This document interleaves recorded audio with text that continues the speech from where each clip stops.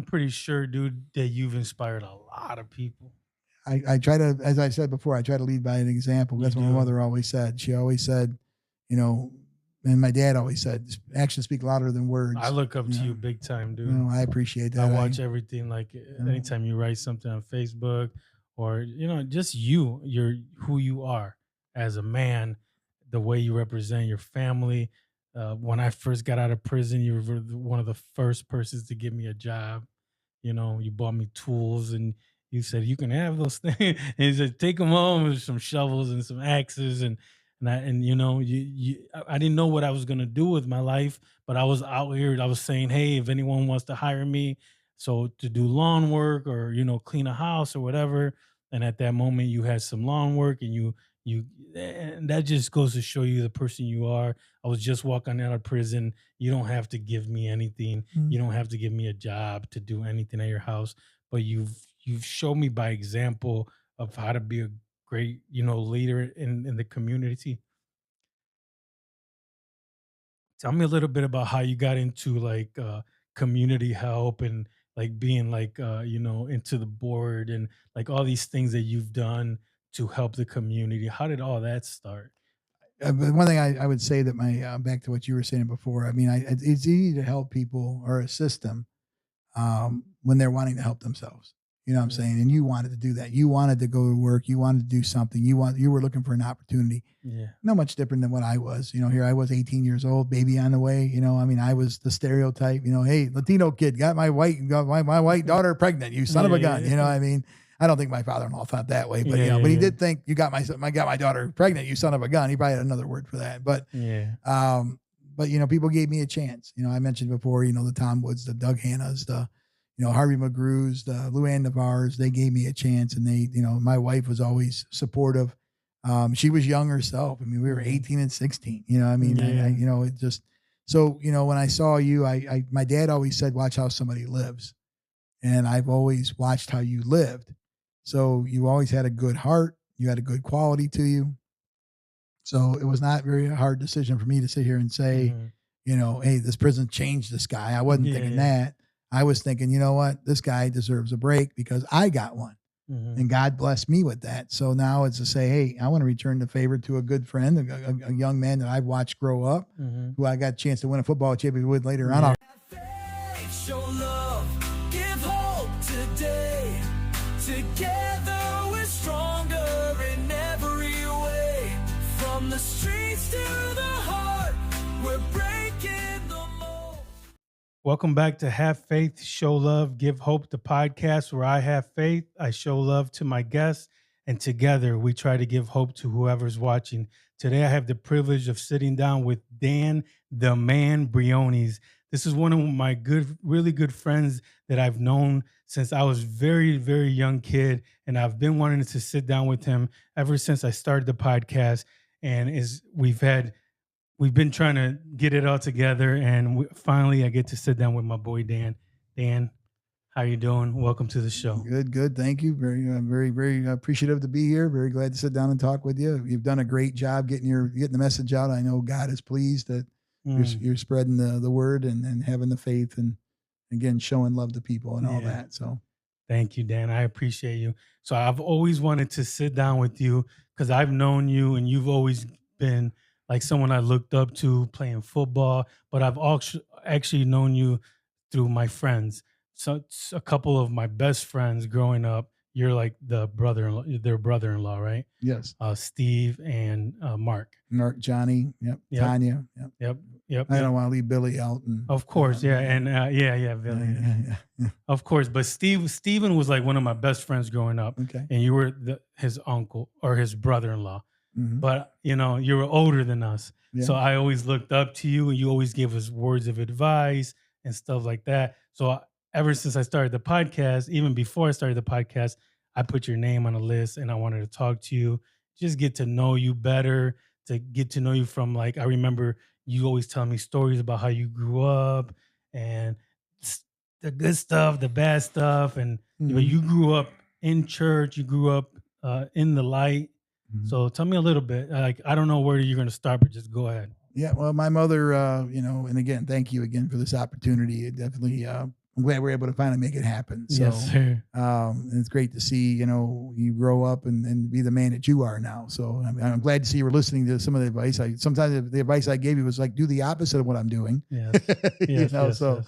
I'm glad you did those things. But, now I guess, to talk about a spiritual journey, my mother was on one. Mhm. She, was started off as a Southern Baptist, when she was, a young woman, and, then got with my dad. And then of course, they made the trek to move north. They met in Kentucky. My dad was in the Army. They met in Kentucky. She came here.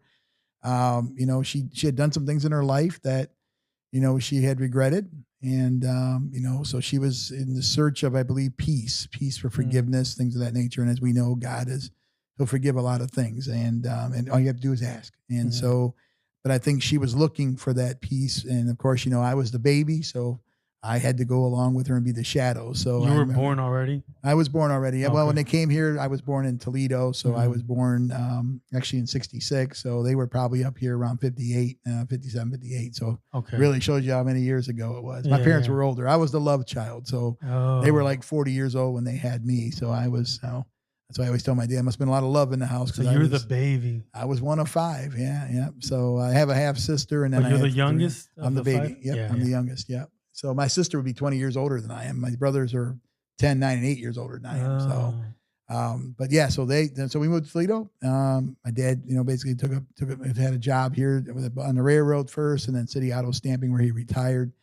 But again, back to the faith part of it. My mother just, we were Southern Baptist, and then she actually got involved. But let me say this too: she went through a lot of spiritual quest for, trying to find. I think she was just trying to find that forgiveness. She's trying to find Jesus, so to speak, to say, "Hey, I want that salvation," is what I believe she was trying to find, and she looked for it in a church and not within the people and not within the Spirit. And I think that that's something that I've come to realize as I've gotten older, as I've gotten wiser. I realize now what she was looking for. She actually ultimately got it.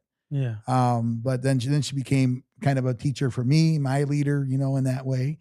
So we were Southern. She was a Southern Baptist. My dad was Catholic. He's Hispanic, so he was Catholic.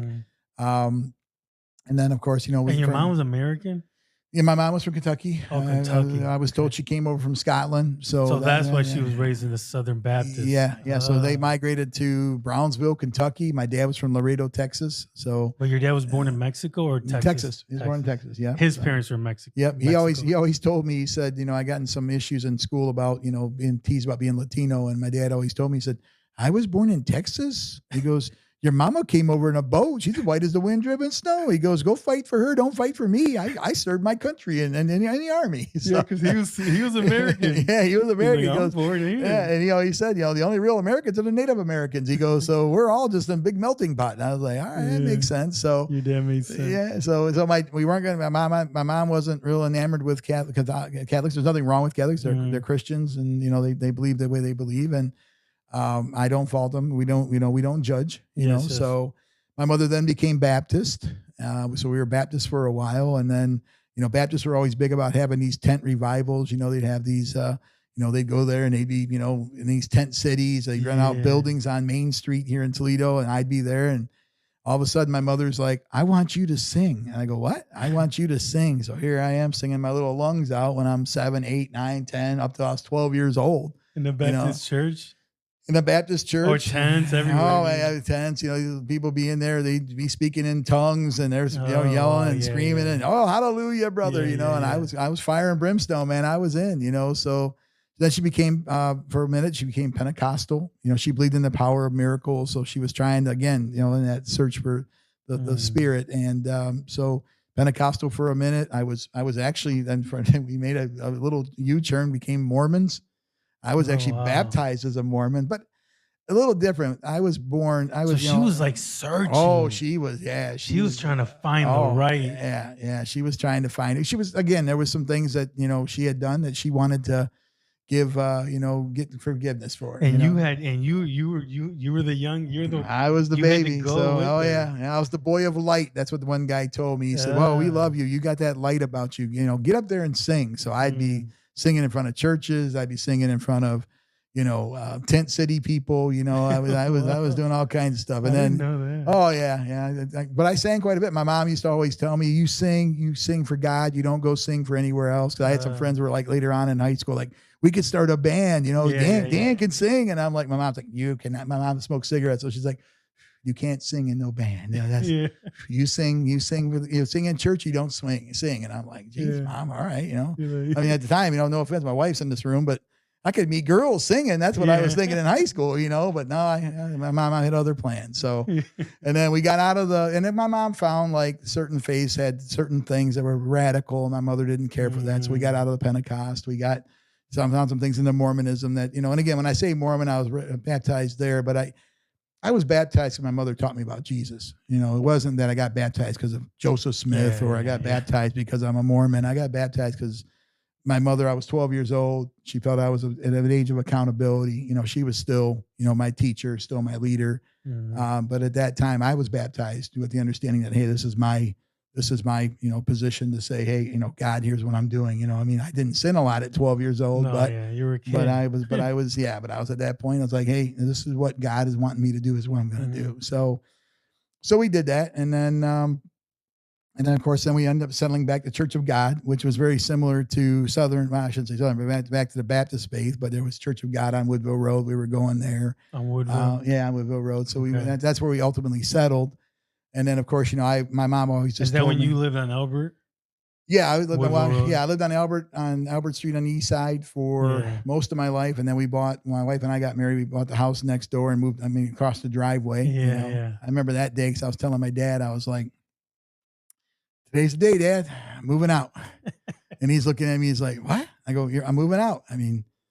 Becoming a man, Dad. I'm moving out." Because we lived with them for a few years because.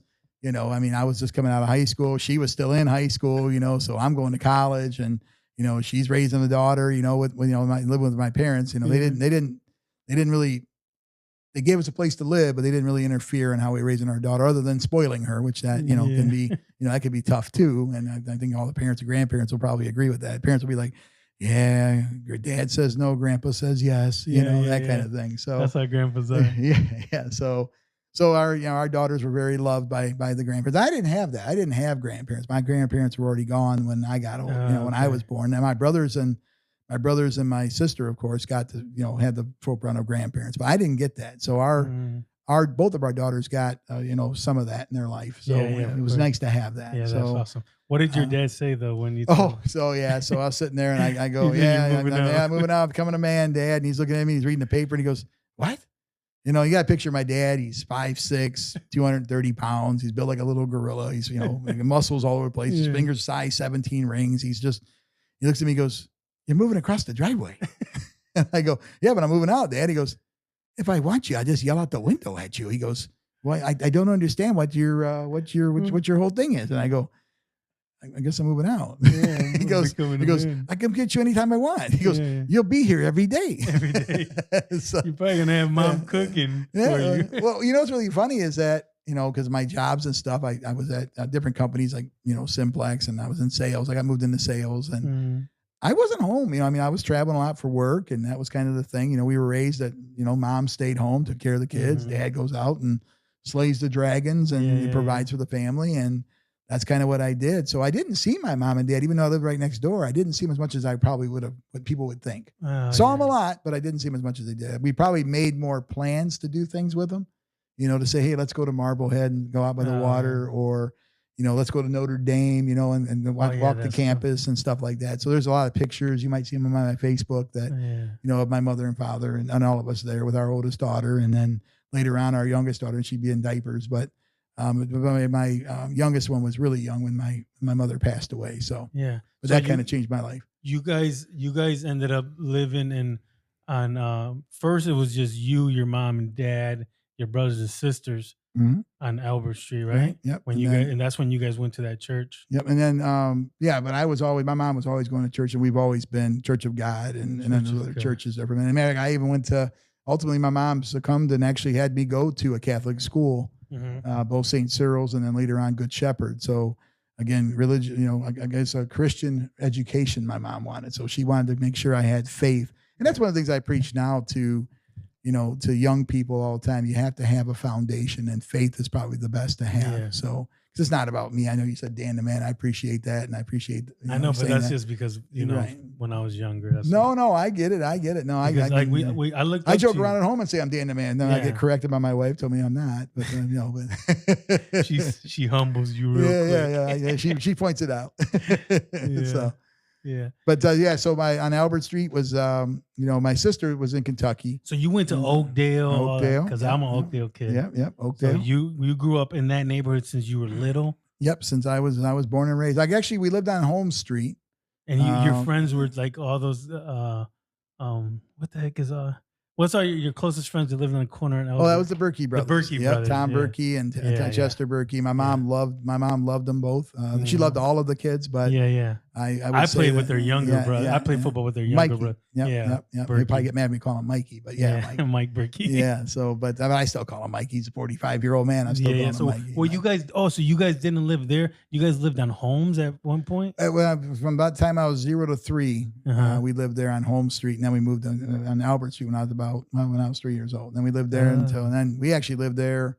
I lived there, actually until 1992, and then we got the house next door. And then she had moved in a few years before that, and so for 7 years we were married. We stayed at my parents' house because they had a big house. It was built for 4 boys and them, and then of course the 3 of the boys are gone, and Michael lived there for a little bit, but then we had the extra rooms and they loved our daughter, so they were like, no, stay here, we'll keep spoiling her, stay here. Yeah, So yeah.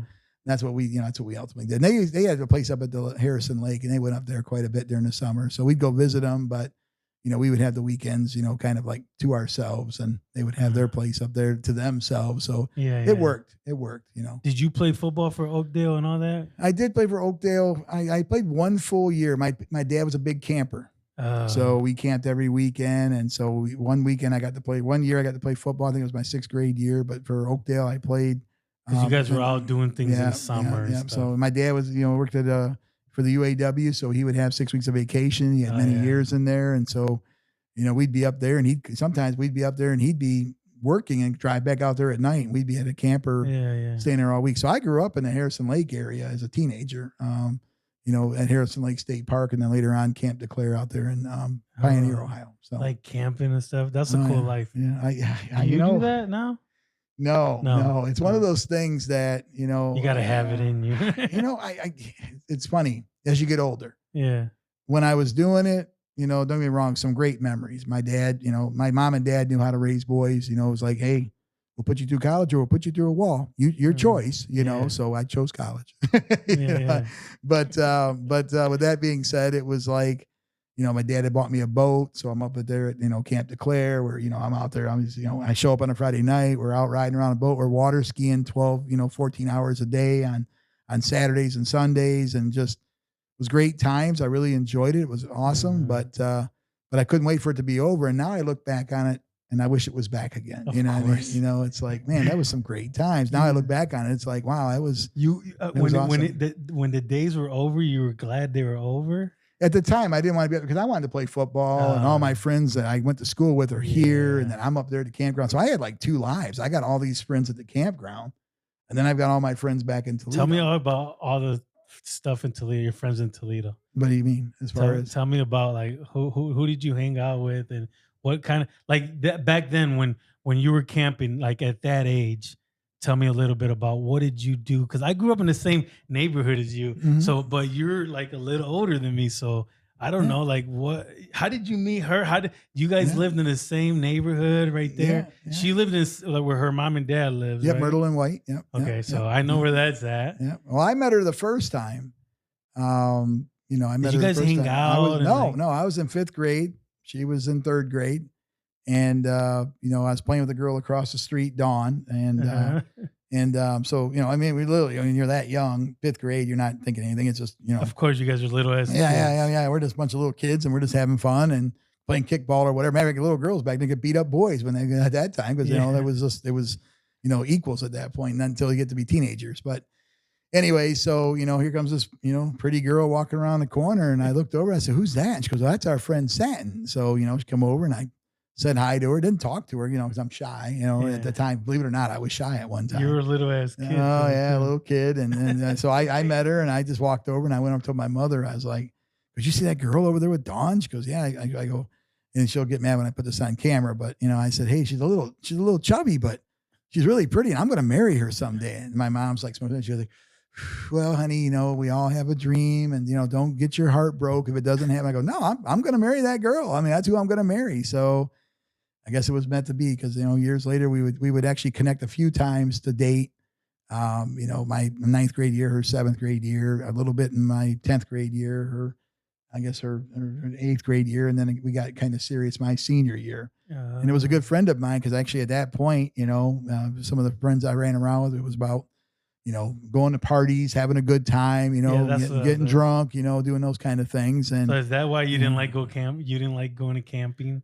Well, part of it, because a lot of my friends were here, and I was playing football in high school. I played my junior and senior year. I wrestled my freshman and sophomore year. I played chess too, believe it or not. So, and so I was on the chess team, which was kind of fun, but I had to go on the chess team because I didn't take all the classes. That's a story in itself, but I didn't take the classes to go to get ready for college. So, Mr. McGrew, who was a teacher at Waite High School, said, hey, if you go through and, you play chess for Mr. Fales, so teach you trigonometry, geometry, and algebra.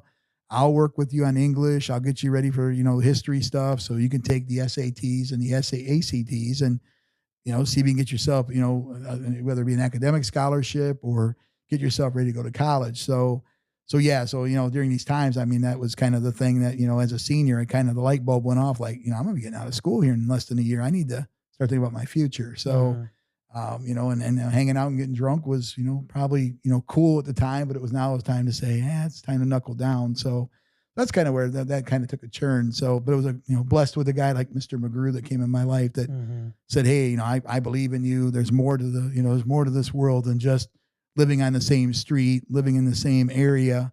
If anything, I want you to go travel. I want you to go see the world. I want you to, do a lot of different things. And then you can always come back. He said, but I want you guys all to, he told the whole class this in our junior year. He's like, I want you guys to go see the world. So some of that stuff he was throwing out was finally sinking in. And it was like, that's cool. I could do that. I can go see the world and come back. And that's kind of what we planned. That's kind of what I planned on doing. So, but because of my time, Satin, my wife, was a good girl. She was, this sugar and spice and all it's nice. And, she had to be home when the street lights were on. I'm coming home at 10, 11 o'clock because my mom and dad were cool. As long as I was getting, good grades and not being stupid, they were like, hey, come home, boy, whenever you want. So we were raised a little differently. And so in my senior year, I didn't think I'd actually be able to get a girl like Satin to like me because I didn't feel like I was good enough at that point. And I remember a friend of mine, his name's Mike Gunner. And he talked to me in welding class and he said, hey, Dan, I'm going through this program, this, again, it's like 12 steps. That's what he's going through. I think it was NA actually. So, and he's telling me this and he goes, yeah, man. He goes, is there a girl you like, man? Cause you're a good looking guy and I'm not meaning that in a weird way. And I go, no, well, thanks, Mike. He goes, I'm just trying to be honest. And I go, yeah. He goes, hey man, isn't there a girl you like though? Cause I mean, I can see you probably have a lot of girlfriends, but is there one that sticks out? And I go, yeah, there is, but I don't think she would like me. He goes, what do you mean? I go, well, I think she's, a pretty girl and I'd love to get to know her better and talk to her more. And he's like, man, he goes, you got to go for it. And I go, I don't know. So we just happened to run each other a couple of times at the skating rink a couple of times, but she told me no, that she wouldn't skate with me. Yeah. So I was like, you want to go skate at Fun Spot? Remember Fun Spot? Yeah. So you want to go skate with me? And she's I like, cleaned that. Oh yeah. Well, there you go. Yeah. Now it's a gym, or it was a boxing gym. I'm not sure what it is now. It's like a basketball court now. Okay. And then, so anyways, that was kind of the funny thing was that, so You've seen her there a couple times at the Fun Spot. Yeah. And you asked her to skate with you. And she told me no first, I was like, hey, you want to go? Yeah. She's hard to get. Oh yeah. So you want to go skating, so. So she said no, and then of course I'm telling my friend Mike, I'm like, yeah, she told me no, but then she got up and said, I'll skate with you. Yeah. And I guess we say things, and it's probably corny, but then she made a comment, well, I might fall, and I go, well, I'll just fall on top of me. I'll throw myself on the floor, and I'll be your pillow, And so she said that touched her because she said, she always remembered that. I guess little things we remember about each other. I remember her walking around a corner. She remembers me going to throw myself on this hard pavement to catch her if she falls. But that's because that goes to show she's like, oh wow, he would really do that. That's amazing. Well, I meant it. I did Yeah. mean it. So, and then Mike Gunner said, he told me, he goes, well, let's tell you what, let's go double date. You think she'd go out with you? And I go, I can ask her, So I had her phone number. I called her up, said, hey, you want to go on a date with me, you and Mike and his girlfriend Michelle? And she's like, yeah. She You had called her on me. your cell phone? We didn't have cell phones then, man. Cell phones we actually would have later on in the 90s. So those things were like this big. You had the phones that you had to go like this. Yeah. We call each other and yeah. Cordless phones were the cool thing back then, and then we'd still fall asleep talking to each other at 3 a.m. So, but right, so you called her and what? She said, yeah. And then that was it. We went to see a couple movies over at Glenburn Cinemas. That was our first date. And then, over there in Glendale and Burn. And we saw 48 Hours and Trading Places, double. And I did try to kiss her. I did try to put a little move on her. I was like, I'm trying to kiss her. She's like, what are you doing? I go, well, I was going to kiss you. Then she's like, let's watch the movie. Apparently she likes Eddie Murphy. How old were you guys? Senior year? 17 and probably 15. She actually got a, because she was younger. Yeah, 17 and 15. So this is 83, so November 17th of 83. And then I remember the dates. But anyway, so I should get a brownie point for that. So I just wanted to make sure you guys knew that. But so we dated, and then when she didn't kiss me in the theater, I thought, okay, the charm's not there. And, I guess, I felt like an attractive man until that point in time. And so I'm walking her back to her door to make sure she got home safely. And I walk up and I walk over, I go, well, hey, you have a good night. And she's like, hold on. She grabbed my arm, pulled me towards her and gave me the biggest kiss I've had in a long, long time. And I was like, oh, wow, this is it. And then after that, I didn't kiss anybody else. So, that's when it started. So ever since then, you guys been together. Yeah. Since November 17th, 1983, we've been together ever since. When was it? November 17th, 1983. So, 1983. Yeah. Wow. And that was a story in itself. I was 3 years old. Oh, yeah. Steven was about 3 years old then, too. Yeah. Me and him are the same age. Yeah. Well, it's funny because Steven was actually... He was like you guys' little baby at that. Well, I was visiting, off and on because I would jog. So when I'd see her and her sister, I'd see her out sitting outside with the kids. Yeah. And we would joke about this. And Tanya sees this, her sister Tanya sees this podcast. She'll laugh because this is a true story. Because I'd see her and I'd go out there and start talking to Satin. And we're sitting out there, just chopping up a little bit. And, I'm thinking about trying to get that kiss again, But anyways, with that being said, all of a sudden her sister Tanya would pop out the door every time I'd go over there. So I'm like, man, the girl going in the house, she's messing up my game. That's what I'm thinking. Well, then I found out from her mom and dad, they were sending her outside so that Satin wouldn't be by herself. So quite honestly, I thought I was the one in danger, but I mean, that's a story for a different day, a different podcast. But so anyways, so I got to know Steven when he was like 2 years old. And he was just in diapers and of course, Mark and actually Mark used to be, he's a couple years older. So, as I started dating, said he'd come flying up, knee dropping me in my groin area. And that was always fun stuff. But when he was Satin's favorite. Mark was like a little wild one. Well, Satin was his favorite because that was something. And she loves all of her brothers and her sister. But her and Mark always had a special bond. So that was kind of cool. So. And then, some time would go by and then, we were a little irresponsible and then ended up having I could get the call one day, I had just gotten my scholarship at BG and my girlfriend comes and tells me, she says, hey, I'm pregnant. And I'm like, oh, okay.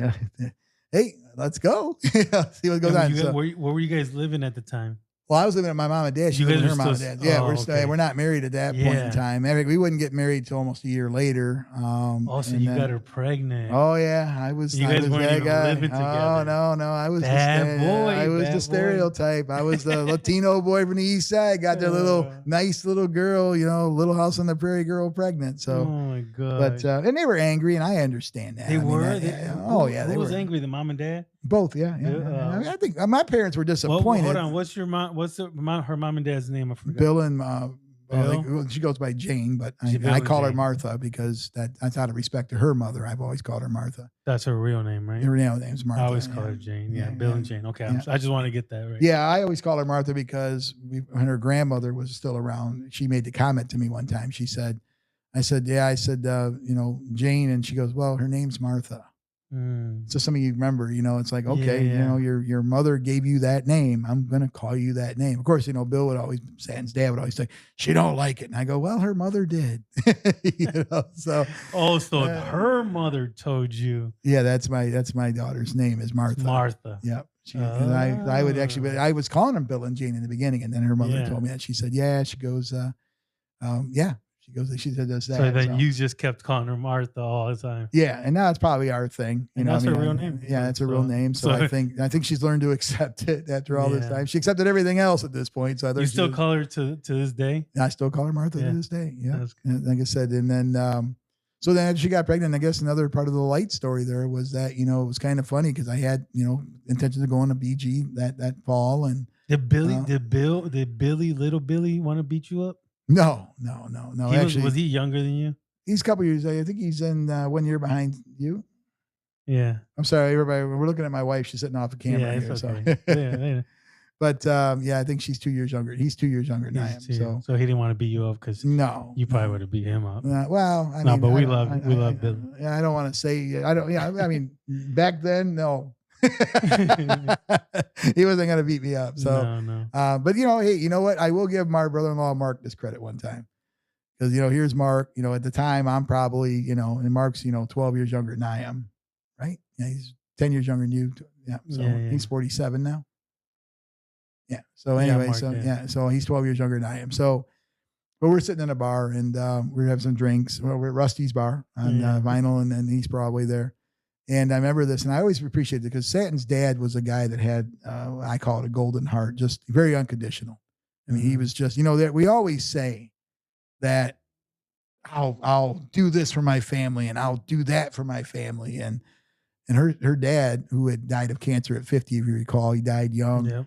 But there was a situation one time where a friend of mine's wife was actually literally sexually assaulted. Groping wise, not raped or anything, but she was actually felt up upon. And of course, my friend who was a good friend of mine, and he'll remember the story. But anyway, so he actually, there's two guys, one's a brother, the other guy, and one's just groping on his girlfriend. And so we go up. Now, Stanton's dad had just had surgery where they took the bone marrow out of his legs. He had, bone cancer. So some of his backbones, vertebrae were missing because the tumors just eroded them. He was now walking with a cane. He had scars on both sides of his leg. These steel rods were put in to stabilize his legs, and any hit could paralyze him. It's just any hit. If he gets pushed down, he could break his back. He'd be paralyzed, whatever days he had left. And I always remember this because I walked over to one of my brother-in-laws, Eric, and I said, "Hey," I said, Jay's going to go after this guy for grabbing on his wife. And, we're not going to call the cops, God forgive us. We were not going to call the cops. Mm-hmm. And, so next thing you know, and I'm like, Jay, we got a plan here. Let's do this. Let's do this. Let's do this. I'm plotting it out. The man's wife was groped on. So he lost control. He ran over, throws the guy on the floor. Stuff breaks loose out of nowhere. My wife's dad's got a cane over his head. He's flying up. He's trying to defend because I'm going right behind, my buddy Jay. I'm going right behind him to defend him against his friend because the brother's coming after Jay for going after his brother. So Jay's like my brother. So I run over to grab this guy. I'm doing my Ali Shuffle impersonation. And I look over and I was like, all I hear is, "You want my son-in-law? You got me." And I looked over, I go, "Eric," and Eric put his arm up and stopped Bill. Bill couldn't really move. He was just so weak from the cancer, but he was trying to defend me. I didn't need nobody to defend me at that point. Here I was bench pressing 500 pounds. I was squatting 875. Yeah, he wasn't. No, he was. That's my brother Danny, and it's kind of weird. I've always considered Bill like a brother. I've never, I would say he's probably one of my best friends, and one of my first true best friends. I mean, I loved him. I loved him. He was a great man, and I've told Mark that story, and Mark is a lot like him. So is Satin. They both got the same, and Tanya especially. She has the same heart. They all got good hearts, but Tanya, Mark, and Satin tend to follow their dad's heart. So when you got with Satin, you and him got really close. We ultimately got there. In the beginning, it was tough. So that's where I was talking about a little bit when of the you got her story. pregnant and all that. It was tough. Yeah. I mean, we got pregnant together. I mean, so it wasn't like I got her pregnant. It wasn't I threw her down. It wasn't like I walked in and said, "Hey, you're getting pregnant, woman." I know. So when you guys got pregnant together, he was a little upset. Oh, he was upset. But then Yeah. eventually you guys yeah. became a good And relationship. there was some tough words said in the beginning. There was some tough words. And ultimately, him and I, we were at a bar one time. And actually, again, he got to be a guy. There was a bucket list, right? Everybody has a bucket list. And his bucket list was just to be a guy. Yeah. Just to go hang out in the bar with guys, just a family's taken care of. Let me just go be a dude for a while. And, they gave him like, when he got diagnosed with cancer, they gave him like 6 weeks to live. Damn. That's what they told him. He went 3 years. And there's a great story here because the fact is he got to do all this great stuff. He near bar fights, I guess, he almost got in a couple bar fights. And, of course, I'd go into the bar at Shooters out there on Woodville Road, and I'd walk in. I'm like, I'm Dan Briones. I'm Dan the man. I'd walk in and call everybody out. And then my wife's dad would look around and, yep, Danny's here, but nope, nobody wants none. You just go back to drinking. But, we would talk, and we talked with him at the bar. And I just said, hey, I know we made mistakes. I'm sorry that we made mistakes. But, at the end of the day, we got to go forward. And he looked at me and said the same thing. And he's told me that, there's things that I've done, he would have probably done too. And I said, hey, I got a family, I got a wife, I got a daughter. Yeah. I got to take care of them, right? You want me to take care of them. Yeah. And he actually said that to me. He said, no, I would have probably done the same thing. He said, so we made our pact. We became, and after that, we really became close. So, we were fishing together. We were doing stuff together. As far as like going to the bars, watching football games. I mean, he came to our house one time. He was really sick, and he slept for 12 hours on our couch. He just came there, and he woke up one time. We're watching football together, and he's like, wakes up. He's like, the colors in your house. They just put me to sleep. And he went back to sleep for another 4 hours. And just, what was his favorite football team? You know what? I know he liked the Buckeyes, but who is this guy? Who is this guy pro team? I want to say the Packers or the Bears. Like one of those old school teams. teams. Yeah, it was one of the old school teams. But a great guy. And like I said, and I think about him quite a bit. As you get older, you start to remember people. And I remember Bill, and he was a great friend. And like I said, taught me the word unconditional. I just remember him being a coach, and then when he got sick. But I wasn't never like. I never went inside the house. I was just Steve's friend, like outside. Yeah. You know what I mean? Yeah. So I didn't know. I just knew that he was a football coach. And then I remember him getting sick. I remember him giving us a ride a couple of times to football practice. They had like a station wagon, and we would get in the back. It was like them old school station wagons with like the panel. I remember something like that. Oh yeah, he loved the station wagons. Yeah, I remember that. But yeah, it was in the story. I want to share this with you just because of the spirit of this podcast. I mean, the one of the greatest things that happened with him, and he said some things that really were the beginning of my life changing. The beginning of God saying, "Hey, buddy, you got to stop doing what you're doing. You need to start listening to what's happening in life around you." And I remember Bill Pert sitting there on his deathbed. And I remember one of the last things he said, he looked over and somebody asked him if he was saved, and he asked if, what it would, if he was ready to do that. And of course he was. He found God at the end. He made his peace. He said, he said his forgiveness. He asked for forgiveness. And then somebody said, do you think you think God's left you? And he said, no. He said, I left God. God was always here. I wasn't. And I always remembered that. He always said that to me. And then the thing he told me, that something that really struck me at my core, was he looked at me and he said, on his deathbed again, he said, I want you to watch out for my family.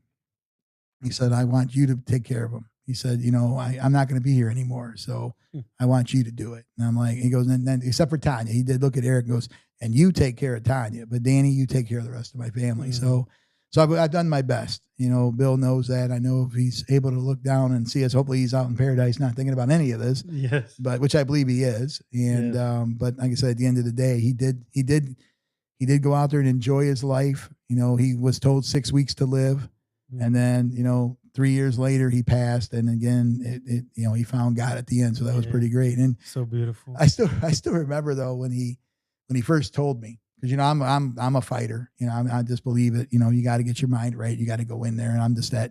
There's got to be a positive. Oh, you got days to live. Well, only God knows when you're going home, right? Yeah. So, and I had that conversation with Bill, and it was kind of funny. It was one of those another profound moments. It was like when he first got sick. We're sitting there, and I'm backtracking a little bit. Yeah. But he's told the family, and everybody's hugging him. They're all saying goodbye, and they're, oh, Dad, we love you. We're gonna miss you. And I'm just like, I remember looking at my grandpa back of the neck. I said, if you give up now, you'll be gone in a week. Yeah. I said, you can't give up now. You got things to do. We're not giving up now. And then we went out to the car, and it's so funny because he may have cried privately. I don't know. Only his wife would know. But I remember in the car, we was taking his brother-in-law, John, home. Not Johnny, but John, would be Stanton's mom's brother. Was there in the car. And so we're in the car, and I remember Bill sitting there, and he just starts crying. He's like, Danny, I'm dying. I know what you're saying. I can't give up, but I'm dying. And I said, look, man, the only one that knows when you're going to go home is God. That's the only one. That's the only one that knows when. We got a book of life, book of death. He knows when you're going to go home. I said, so you can't worry about it. You got to keep your spirits up. You got to keep fighting this. And then if you don't, then you're not going to last long. I said, I'm not going to let you quit. You're not going to quit. We're not going to quit. Yeah. And I go, and besides that, you see how I drive. I said, we're taking John home. I said, I might wrap ourselves around a telephone pole tonight. We might die in a car crash. You ain't got to worry about cancer. We might not even last till next week. It's so funny because Bill goes, that's true, sucker. You drive horribly. He started wiping his face. And I said, I look in the mirror, and her Uncle John's basically like, I'm going to die in a car. So I was like, no, you're not going to die in a car. But I think you lived up to it, man. He said, take care of his family. And you've always been good to all of us, to all of his family. And you took care of his daughter, and you do things all the time for your family. And not only that, but even the friends, like I said, you've been a big inspiration to me, and I'm a friend of Bill's sons, Mm-hmm. So we all of his friends, all of the Steve, Mark's friends, everybody's friends, they all know you. So you've exceeded it.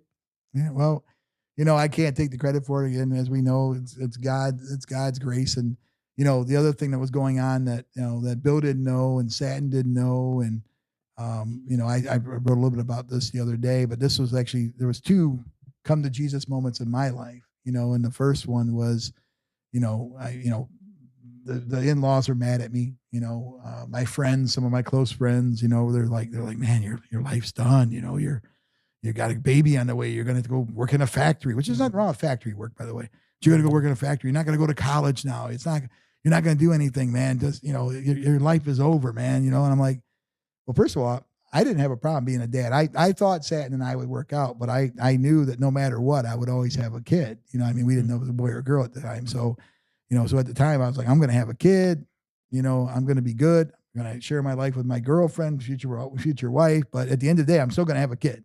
So I just made a pact at that point in time. I just told God. I did. I said, it seems like everybody's against me right now. Everybody's telling me what a bad person I am for getting this young innocent girl pregnant, even though I didn't do it alone. But that's what everybody's telling me. And I'm just like, God, I said, I'll make this deal. And not so much I had to make a deal. And I know people that are Christians probably say, oh, you don't make a deal with God. But I did tell him. I said, if you open the doors, I'll walk through and I'll do the work. But the glory is yours. And that's why you'll always hear me say, and you may have heard me say this a number of times, hey, I was successful at this company. I thank God for that. I was successful doing this. I thank God for that. Yeah. When they put me in that football Hall of Fame, I said I was blessed with a great team. Playing with you was a great joy. Winning a championship with you was a great joy. I enjoyed it, but it was a blessing to play with you guys. So, and ever since then, I've been blessed with success, and it's all God's. So I always give it all to Him. So, but with that success, sometimes you stray. When I say I strayed, I just, I wasn't caring. As I got more and more successful, I was at one company for 10 years, did really well. Thank God it was good there. Went to another company, and I think I went to work for a guy that wasn't really bound in Christianity, although he was one of the reasons why I got back to Christ. But it was kind of funny. But yeah, I kind of got to that point, and then life kind of hit me. You probably remember little Glenn. He got sick, he passed away. And then right on the heels of that, my mother, my rock, I love my wife, but my mother was always the rock. She was always the one like, hey mom, what do you think? I play the lottery, it's like, it's Mom, it's 10 million to 1. Year one. Like, I never won. Yeah. So but your mom always smoked oh, cigarettes? she was a smoker. Yeah, that's why I got this little cough I've got. So, but anyways, but I kind of got off the path a little bit, and that's why I wrote about it on Facebook this week. It's just that God just brought me back. It was just, He said, "Hey, you were in my light. I can't let you stay out of it." So He brought me back, and it wouldn't have changed the losses because people lose people all the time. Yes. But I was seeking peace, and I understood now. My mother's seeking that peace, that spiritual journey she took to get that peace, and she found it. She was tested a lot of times. There's a lot of stories. We could go on forever about. Well, where's the final stories. church she ended up loving? We were in Church of God. We were in Church of Church God on God on Woodville. On Woodville Road. That's the word she ended up going forever like that. And then we started. And then actually, it was Zatin had grown up kind of in a. Was that a non-denominational? Or was that like a certain denomination? No, it was non-denominational. Oh, I like those. Yeah. I like those. Yeah. The non-denominational. And they were fire and brimstone too. They were, they were hooping and hollering. And of course, my wife had not seen that. She was at First Alliance. They're reading the Bible. They're Baptist. They're like, the God said in the beginning of the word, and they start reading the Bible and they talk about it, very intelligently, and then the Church of God church, they're like, and God said in the beginning, and it's hallelujah, brother. And it's like going, they're going crazy. So my oldest daughter got to see a lot of that because we took her to church because I actually promised God too that my kids would come up in the church. Okay. And I do believe that, talking to a lot of people, there's a lot of missions that I believe in. LifeWise is one that's reaching out to children in Toledo schools, Oregon schools, Thrive Childcare. There's another one's got a faith-based initiative, Emmanuel Christian School. Jeff Burson, who's been a great friend and mentor of mine as well. As I've been blessed with a lot of good people around me. The Ray Medlins, the Jim Hartungs, those guys have all been good people. But with that being said, and I think the people need the foundation of Christ, and I think I needed that, so God brought me back. He said, "Hey, you've been out there." And I did say that on my knees. I just told God, I said, I'm turning my back on what I did before. Ultimately my mother's promise I made her not to drink anymore wasn't so much that when my mother said it best, she goes, "It's not that you drink a lot. It's where you drink and what you do when you're drunk." So you ended up making her a promise to quit drinking? Well, she threw it out there, and then I had to say yes. But so she was passing away, and then she said, "I don't want you to." She gave this speech to my wife and I. She said, he's wild, but he's loyal, and these are the things that he's doing. But my wife's like, "No, I understand." She called her Margie. She goes, "I understand, Margie." And then she made some other promises that I'll keep between us. But the big one that we had was that. She said, "Well, I'm not going to be here to teach you about God anymore." And, here I'm like 32, 33 years old. And I'm like, "Okay, you've taught me a lot." You know what I'm saying? And she's like, "So I don't want you to drink anymore." And I'm like, well, and I did try to divert because drinking was a big part of my life. I really enjoyed the crowd and the people and the drinking that went along with it. And, and I was probably drinking a lot more before she passed and little Glenn passed, but boy with no fear and drunk is not a good combination in a bar scene. So, so with that being said, I was, I was listening to her, but I was, not ready to give it up at that point. So I was just like, "Hey," I said, "Why don't you ask my brothers?" And she said, "They're not here. You are." And I go, "Okay, Mom." I said, "Well," and moms always have a hook. Now my mom didn't have a cigarette in her hand, but my mom knew me and knew how to talk to me in a way that I had understood things. And she also knew how to hammer the point home. And so she looked at me and I go, "Can I have some time, Mom?" And she goes, "Take all the time you need. I don't have any left." And I was like, "Oh." I was like, "All right, Mom." So a few weeks later, I was at a bar, O'Malley's bar on the east side. And I was sitting there and I was telling my buddy, who I consider like a brother, Dean Street, we're sitting there. You probably remember Dean. And I told him, I said, "This is my last beer."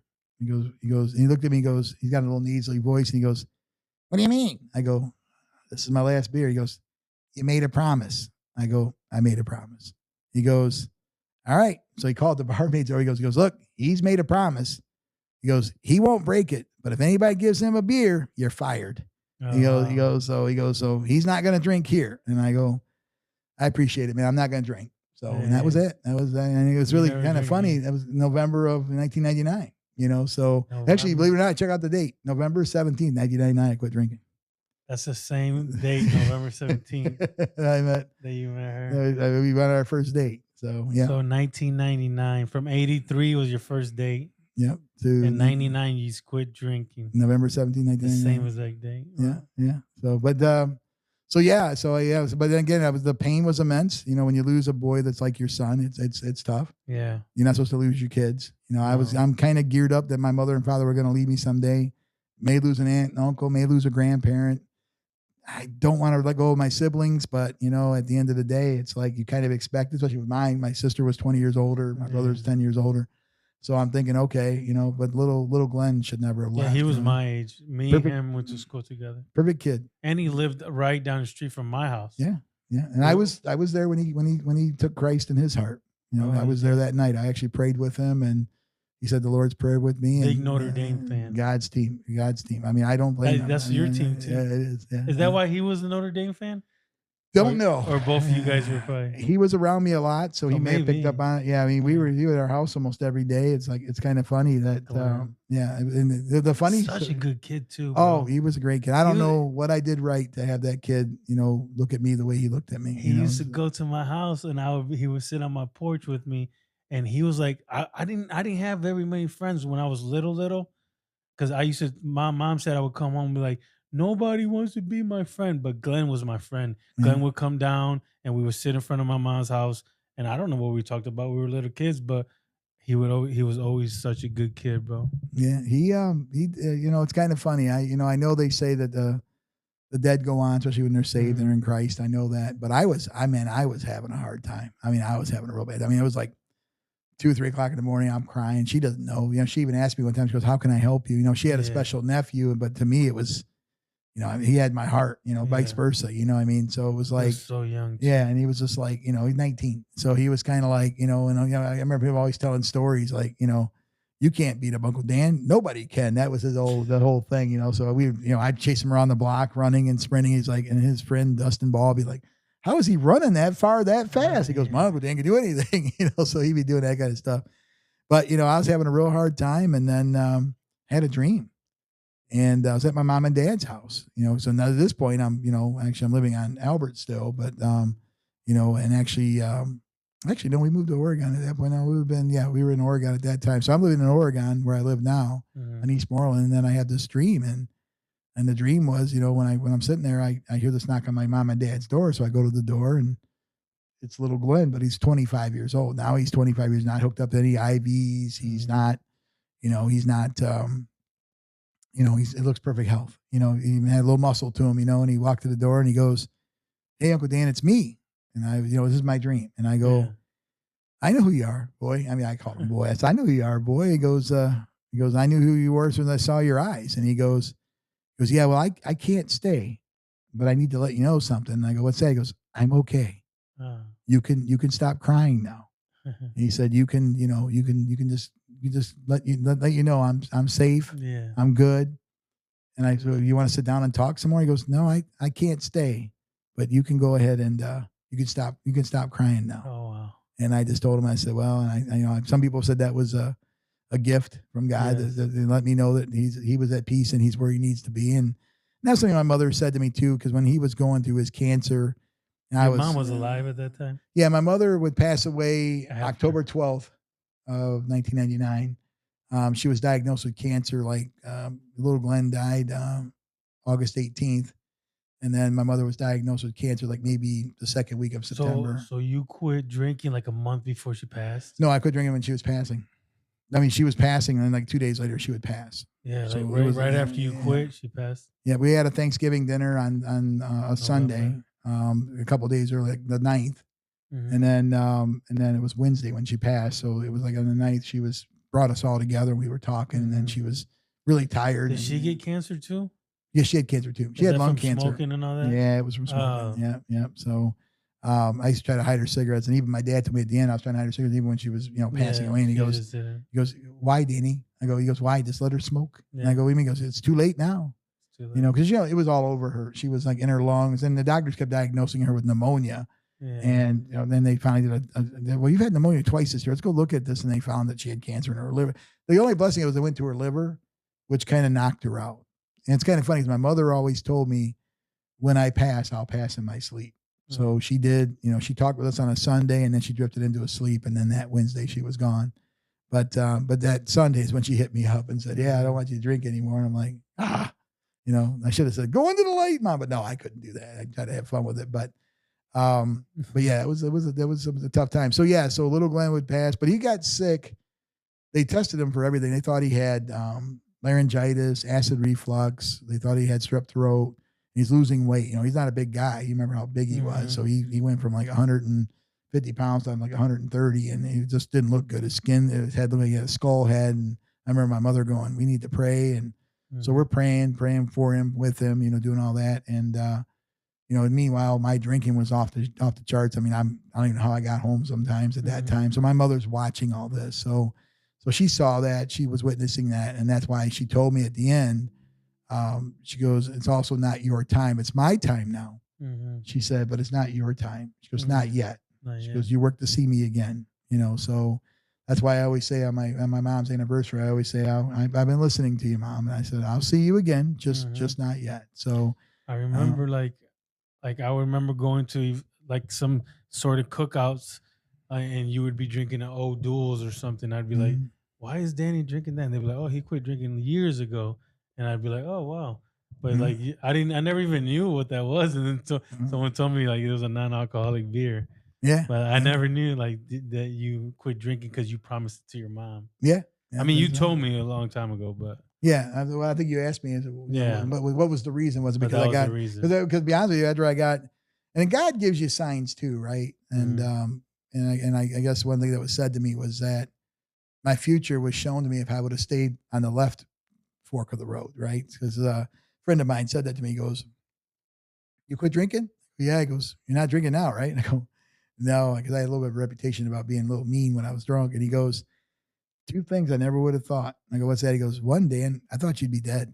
I go, "Really?" He goes, "You drank and you got in some stuff that I thought you'd be dead." He goes, "And secondly, I thought you'd be divorced." And so I would say that my mother's promise probably kept me married and probably kept me alive. And I kind of started thinking, and again, I'm going to put this on, I did put this on Facebook. I just said there was a moment in time that you have that moment. It was my second moment of my life where, the first one was like, "Hey, God, help me out of this with my, with this, everybody against me." Now I'm here, I'm in the shower. And it's kind of like somebody had made the comment about the scripture about the contrite heart. My heart was crushed. I was upset. And I just dropped on that basement floor, cold on my knees. I'm buck naked, soaking wet, not that I want to give anybody a picture, but that's what I was. And I just sat there and I just, on my knees, and I said, "God, I've done so many stupid things. I'm so sorry." And I said, I could have helped more people. I could have done things. I could have brought people to you, and I pushed people away. And I'm really sorry. If you give me a chance to do this all over again, I won't disappoint you. And I'm really sorry. And I asked for his forgiveness. And then that kind of was the emphasis to keep that promise going. Because I would actually, it was, again, it was something that it was shortly after my mother's passing that I actually had that. And then that's when maybe a week later I had the spirit to say, "Enough's enough. I'm done." So, and it was a big drop. People talk about Lent and giving up certain things. I mean, that was a big part of my life, and again, my wife has said to me a couple of times, she's like, "Well, can't you have a glass of wine with me?" And I'm like, "No, if I quit, I quit." Because one glass, what does it stop? You have one. Well, I can have two. Oh, I can have a 6-pack. Well, I can have a 12-pack. Well, no, give me a shot of Jack. It would never stop. So I just never did after that. But God brought me back. He said, "Hey, you were my boy that used to sing in churches. I need you back." Okay. So when your mom passed away, your dad lived alone there for a while. Yeah. You lived next door. I remember your dad living alone next door, and you guys. Yeah. Well, we moved to Oregon in 1998. And your dad lived by himself there, and you guys ended up selling the house. Yeah. And then so we sold the house. And to I Mikey remember Berkey. you come visit him. And Yeah. We your saw dad him. got older. Older. And then I would say, and I'll say this to this day, my dad loved my wife more than he loved the boys. I mean, that was the apple of his eye. He always, even when he was passing away, like he wouldn't drink Ensure for the nurses. Nurses were like, "Hey, we want to keep your strength up. Drink Ensure." And my wife would just walk in and go, "Drink this." Okay. He'd just drink it down, and he would light up in the room. And actually there was two people he did that with. I mean, he always said, "This is the daughter I never had." He used to always tell her. It's so funny because she was best friends probably with my dad. I wouldn't say probably, she was best friends with my dad, and I was best friends with her dad. You know what I mean? So it was kind of cool. And So yeah, I like that part of it. Now, my brother Dean was always the apple of my dad's eye amongst the boys. I mean, if Dean would Mm, walk in the room, he would just, Dean's here. Hey, Dino, mm, and then one of the last things I remember my dad saying was when he first got diagnosed, cancer, all four of us were there in the kitchen, and he looked at me and he goes, "I told Mama today that I got all my four boys in the house together. This is a happy day." And mm. those are things you think about now at Yeah, 60 yeah. or 59 years old. You don't think about at the time. And now I've got two brothers that have passed as well. My oldest brother passed in 22, and then Michael passed last October. So Oh man. Michael was pretty hurtful. Dean got mixed up in some stuff that he shouldn't have, but he asked me to take him back as a brother, and I did, and I loved him, Uh-huh. and I miss him, and I miss what we used to have, and then and then he kind of strayed away a little bit, but he's my big brother. Everything I Yeah. do today, I was blessed with a Is big it brother. cancer too? The cancer He all died of of effects of COVID, but it was really Oh, because of his neglect of his diabetes. yeah, yeah. Yeah, but Like the once you get that COVID, if you had like pre-existing, mm, it was mm, really bad for yeah, people. yeah, he accident. Like I said, this Sorry a to couple hear years about ago. all that, man. Yeah, yeah. No, no, Sucks. thanks, man. Well, it's a Yeah. lesson learned. Like I said, that I know, and again, having the brother I had, it was when you look back on it again, you take it for granted at the time. But Mhm. I look back on the blessing that my brother is that he let us borrow his car for our senior prom, my senior prom. Mhm. Was always willing to help me out. I mean, he went, my dad worked all the time. My dad, again, go slay the dragons, put food on the table, give a nice bed for my kids to sleep in, and make sure the house is warm. That was my dad's commitment, right? That's his thing. Yeah. So Dean, my oldest brother Dean, saw that, Yeah. and he was kind of like, "Hey, man, why don't you get you into working out?" So I got into weightlifting because of my brother. I'm 13, 14 years old. He got me into weightlifting. He's telling me about girls and being a jock and going to wrestling. He'd go to my wrestling meets. I mean, here's a guy that worked 12 hours a day himself, and he was like going to my wrestling meets and doing all that kind of That's stuff. your older brother, My oldest Dean? brother Dean, yeah, and Oh. then so yeah, he was doing all that. He'd go to my wrestling meets. I'd be, Eisenhower Invitational. He'd be out there. Maybe I had this big guy on my back because I had to wrestle on my weight class because all the bigger guys beat me all the time, or the little Uh-huh. guys beat me, so I had to wrestle up. And I got this big, gigantic kid on my back, and look over my brother Dean. My mom's like sitting there going, "You could smoke." Then she's like, Huh. "My God!" I'm like, yeah, thanks, mom. My brother Dean's going. And I ended up winning. So then, but he sung my praises more than anybody. And then I got into Wow. boxing, and I got in Golden Gloves boxing because of him, and even golf. He got me into golf, and so I look back at my blessings from my brother, just having him, in my life that God gave me. It really helped me evolve to who I am today. A lot of the advice he taught me how to play chess. I was Yeah. playing chess at 3 years old because I was a sickly kid, so they taught me how to play chess and Monopoly and places and games like that. And so, yeah, I mean, it was tough, and Yeah. Michael was tough too. I mean, he was, we were, we kind of grew up together. He's 8 years apart. So when he passed, it was tough. But like I said, he Yeah. went through some tough times during the last year and a half. We had some really hard conversations about faith, and, I had to get him kind of straightened out. It was sometimes I get off the phone with him, I'm sweating. I'm like, Jesus, Michael, and, Yeah. but, and I'd be praying for him and everything else. And I'd tell him like, no, that's not right. You get a little, he had his heart broken. So, he was Yeah. talking like a heartbroken Yeah, person. yeah, And I'm yeah, just yeah. You like, gotta hey man, you gotta, slow down. let's get up here. Let's get straight. Let's get right. So that was a tough one. And then I've had some other friends that, I loved, like brothers like David Ibata and a few others that, I Mhm. just, it was tough to see him go, but we, but they're all, I believe my brother Dean, people are always worried whether he was saved or not, but I got to believe as he laid on that floor for, 36 hours, I got to Mhm. believe he knew my mom, right? My mom raised us all the same. I just Yeah. got stuck going with her all the time, but we all Hold on, knew. Dean. What? He had a heart attack or something?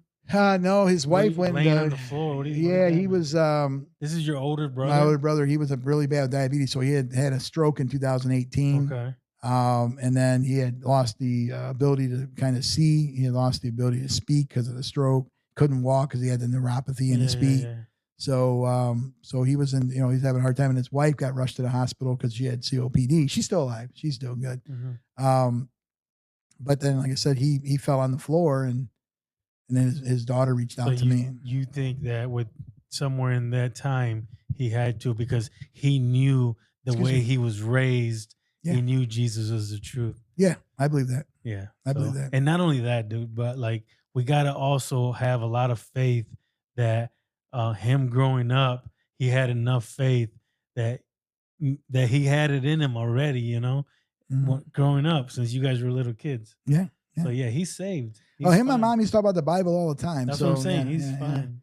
Yeah, he didn't live a saved life, but he was. course. But I'm sure he made his pact. Of course, he's like He had time. That's what I'm trying to say. He had time, and he knew Yeah. his time was short. So What's the guy in the cross? The one on the cross that Jesus. There was two guys on the cross. one was kind of being, blasphemous. The yeah, other one was and the other saying, guy "No, said. yeah. So he Yeah. right there at the end. This man don't deserve this. This man is, is Sometimes it has to happen right at the end because Yeah. we don't live a life like that. No, So- no. Like I said, in God, and again, I guess with myself is I've been able to witness these things. So I've been able to kind of follow that path, even though I got off it a couple of times, but God kind of said, "Nah, I need you back over here." And your wife, I remember you posting something about, you said your wife was always there for you, even when you was away from the path. She's like the rock that like held it together for you to get back on track. Can you talk a little bit about that? I would say that God puts people in people's lives for a reason. I'll say this out loud. I think my wife liked the bad boy. I do. I think she liked the modified bad boy. I think because her friends would come and tell her, you know who you're married to, right? They'd tell her stories, and she'd be like, he's not like that at home. And I've never seen him in a fight, and I've always told her I never wanted her to see me in that position because it's violence, and I don't really, and again, I stay away from violence. Matter of fact, I do a lot of stuff with kids, and I do a lot of things on different programs to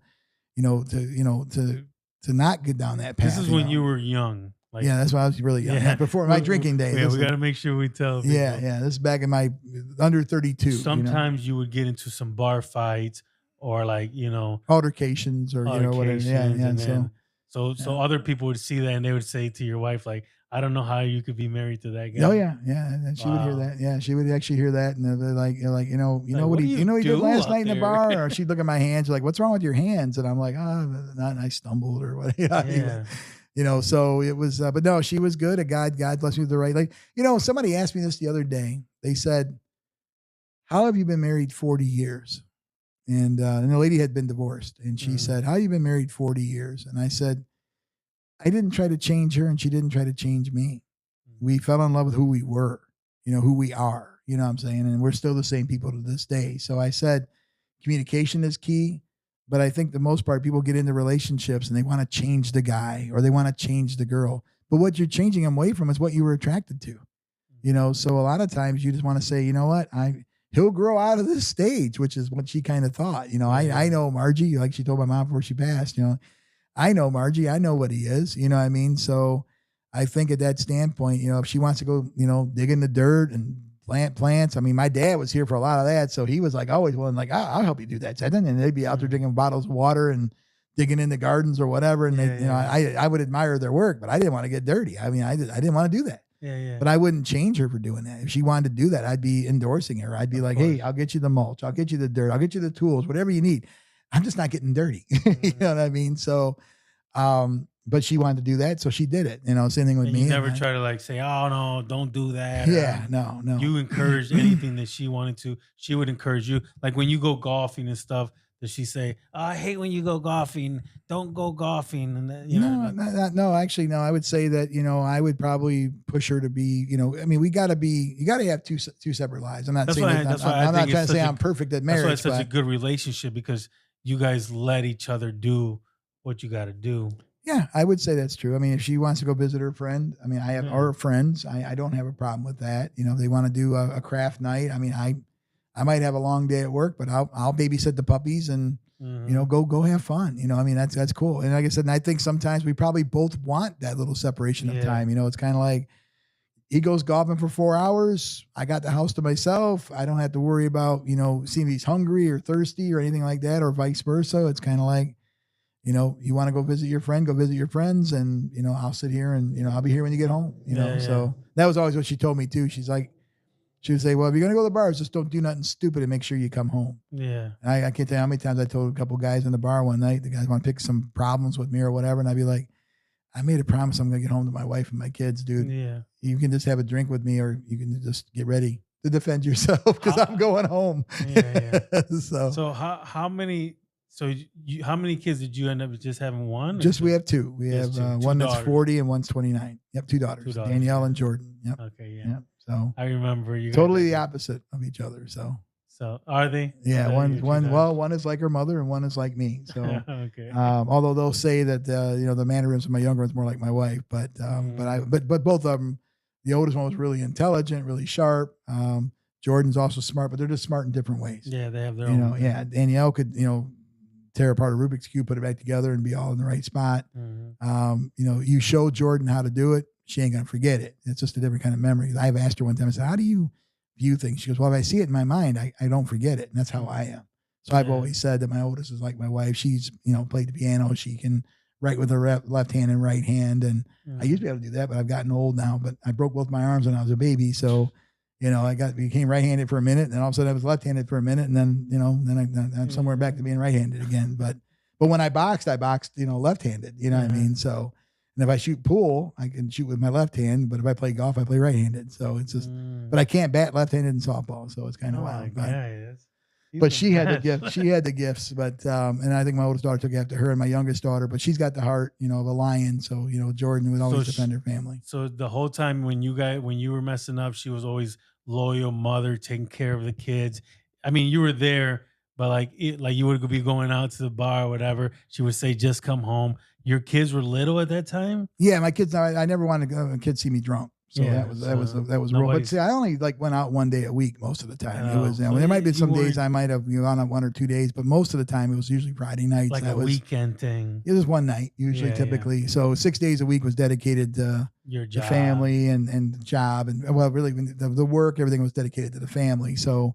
I always felt, and I learned to change that over time because I always thought I needed to do whatever I needed to do to go.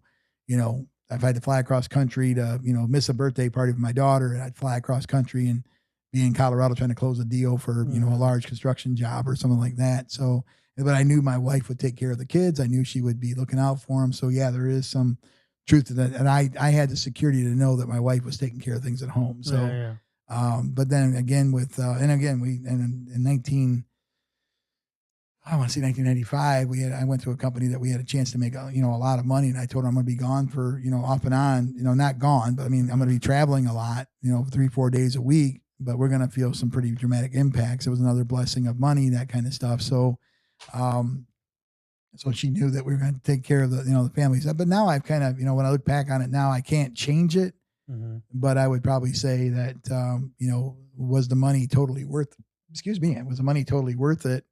When or the quality time, but again, don't get me wrong. I mean, my kids weren't without. I mean, we were the guys that bought the season passes at Cedar Point. We'd go 35 times a summer. We'd go to Disney World. Every year. We did all that quality time together. So my kids had the love and the material things, but you're able to do that when your wife's holding it down at home. So it wasn't like I was at the bar all the time. No, I know. Yeah, but it was it was one day a week, and then usually that one day a week. Now I had 3 brothers who would tell my mother a different version of that one night a week. So my mother thought, he's getting in trouble all the time, and I'm like, no, I just. Plus you knew that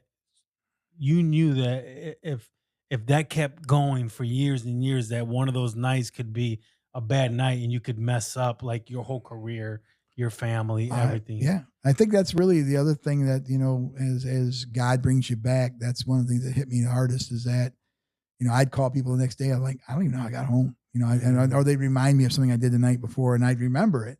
And they'd be like, what you did last night? And I'm like, no, I didn't do that. I think I won a karaoke contest one time. I didn't even know I won it. And, I thought I beat up somebody, took their trophy. And I was like, but anyways, but yeah, those things kind of happen. But after you go through what I went through with, the nephew and with little Glenn, and then with my mother, and it was really tough because the pain I went through, I never want to inflict it on somebody else. Tragedies happen, right? Tragedies happen. We all, good things happen to, bad things happen to good people all the time, and for some reason, God had his hand on me all the time, and I was able to realize that. But there's sometimes I got home, I should never drove home. You could have come up to me the next day, Yogi, and said, hey, Dan, you ran over 2 people in a car. Yeah. I would have never known it. I mean, I would have just been, I was that drunk. I was like, oh, really? Oh, let me go turn myself in. I didn't know. And nothing ever happened like that. And I could have robbed my family of a husband, a son, a father, a brother, a friend, I could have easily done that to myself too. You So made the right decision to quit early in life before something happened mhm. that, you know what I mean? Let me start this camera all over and then I want to ask you about a couple other things about how hold Okay. on.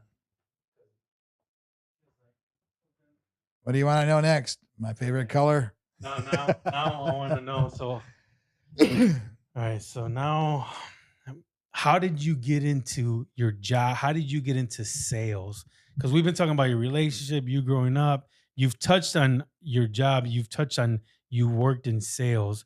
But what was your first job, and how did you get into your job you have right now, or whatever? um, I don't know. yeah, I mean, no, I What was started your out. first job, anyways? Actually, I worked at my first job was Little Caesars Pizza.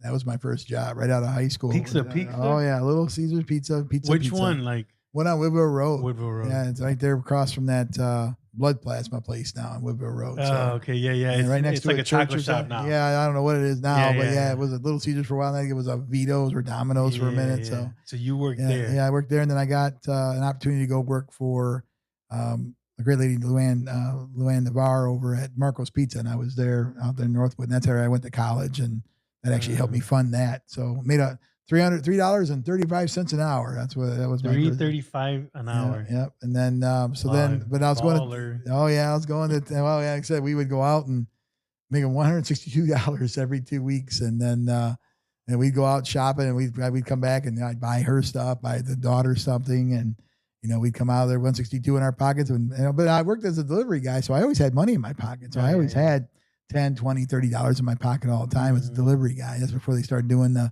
$2 and then you got your tip. So it was very humble beginnings. And like I said, then I went to a technical college, which was Retz Institute of Technology. And my dad actually arranged it because when I first was going to go to BGSU, I had a scholarship there. And then what ended up happening was that when I was going to pass on the scholarship, my dad said, he made the comment to me. He said, well, he goes, "You're not going to go to college now?" I said, "No." I said, I'm probably going to hold off a year, probably go work somewhere. I got a baby and a family now. And he's like, "Nah, we got plenty of room in the house." He said, as he would say, "Got plenty of room in the house, Danny. You stay here. You don't go nowhere." He goes, "I'll love your family like they're my own." He goes, I'll gain a daughter when your wife moves in here." And he said, and he goes, "You get me A's, that's your rent. You get me A's. You don't live off me. You live with me. You can stay here as long as you want." I go, "Okay. I mean, that's fine." Of course, when the little girl moved in, my baby moved in there, it was our baby. Yeah. It was kind of like they were never going to let us go, probably. So they're glad I moved across the driveway. My mother was anyway. Yeah. So, but so anyway, my dad told me, he goes, "Well, there's this guy, believe it or not, the guy's name was Dick Griswold, not the guy from Vacation, but it was, my dad said, he goes, 'Hey, there's this guy,' said, 'they got this accelerated program. They get you a 2-year degree and within a year, and you got to go through the whole summer.' He said, 'But you can get this degree, get some college, and you can get into the technical aspects.' So that was what I did. And then one of the board members was a company called Cincinnati Time Systems, and they said, 'Hey, we'd like you to, go into, go in as being a technical representative, working on time clocks, gate control systems, they call them master controller systems that would run bells and lights for schools. Like when you hear somebody ring the bells in the schools back in the day, it was a little mechanical piece of equipment that actually had timers on it. And then I also worked on tower clocks too, like big tower clocks you'd see. And like, I don't know if they have many more, but some of the municipal buildings had these tower clocks. You got to go up there and got these big wrenches. I'd walk around and be all greasy, working on time clocks and those big tower clocks. And it's kind of funny. I'm going to backstep one second. So when I was filling out my applications for college, what courses I'm going to take, I wanted to be a school teacher.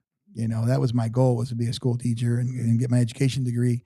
And then my second step was, my mother always wanted me to make a difference, help people. My mom always said, become strong so you can help those that are not as strong. And she said, never help them, assist them.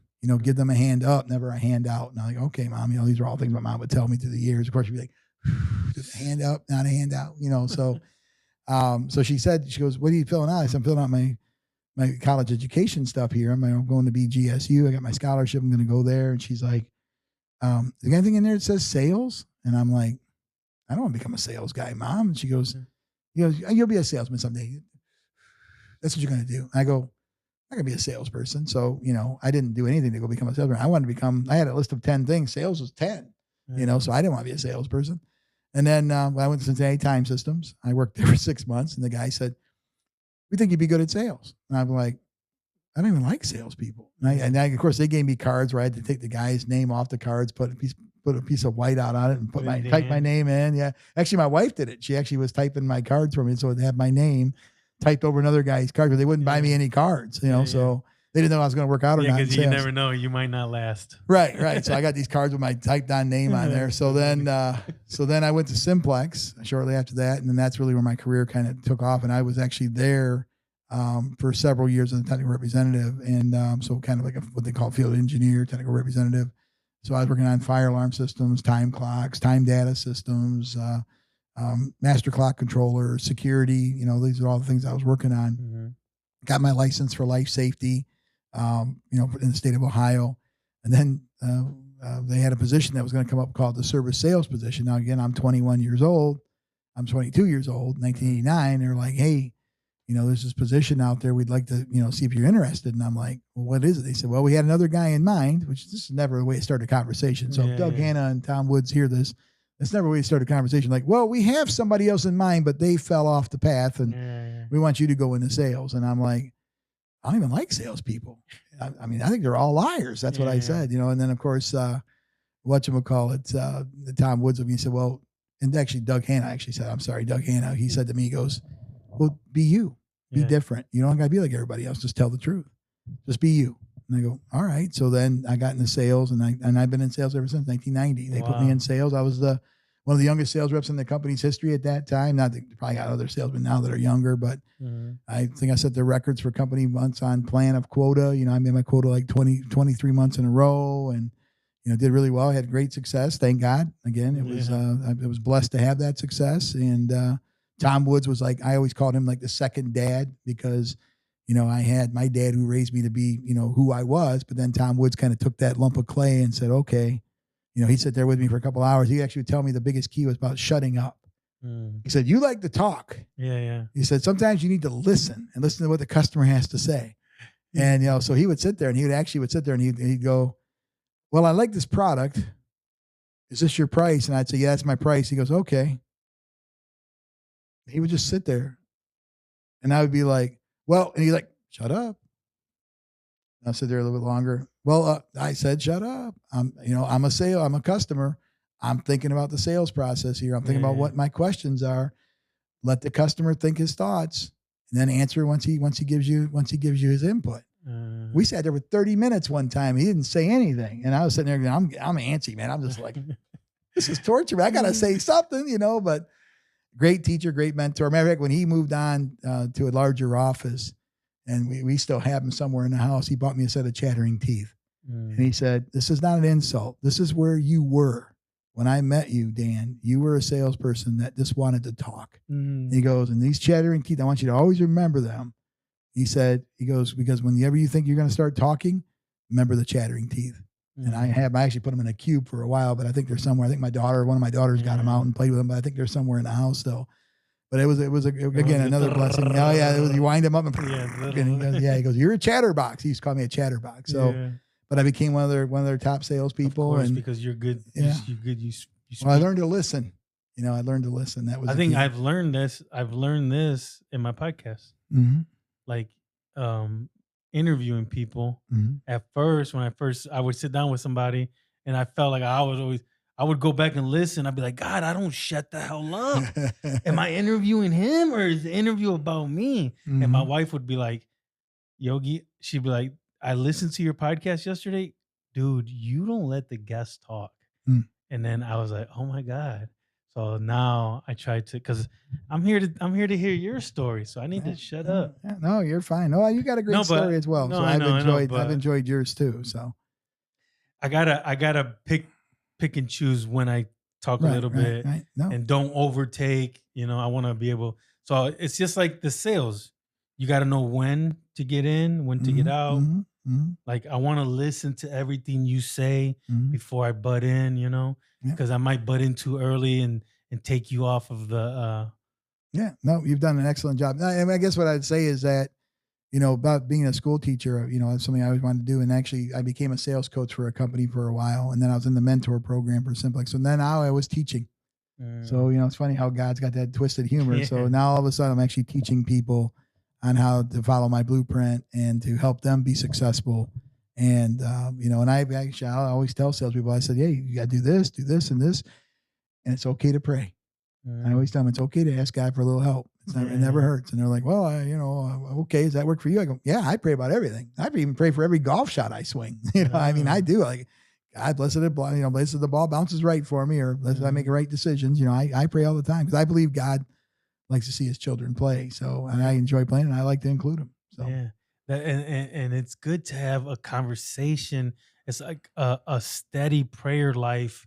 It's almost like just having a great conversation with Jesus at all times. When you're driving, when a little thing could come in, a little, whatever, and you can be like, Jesus, help me, Jesus, this and that.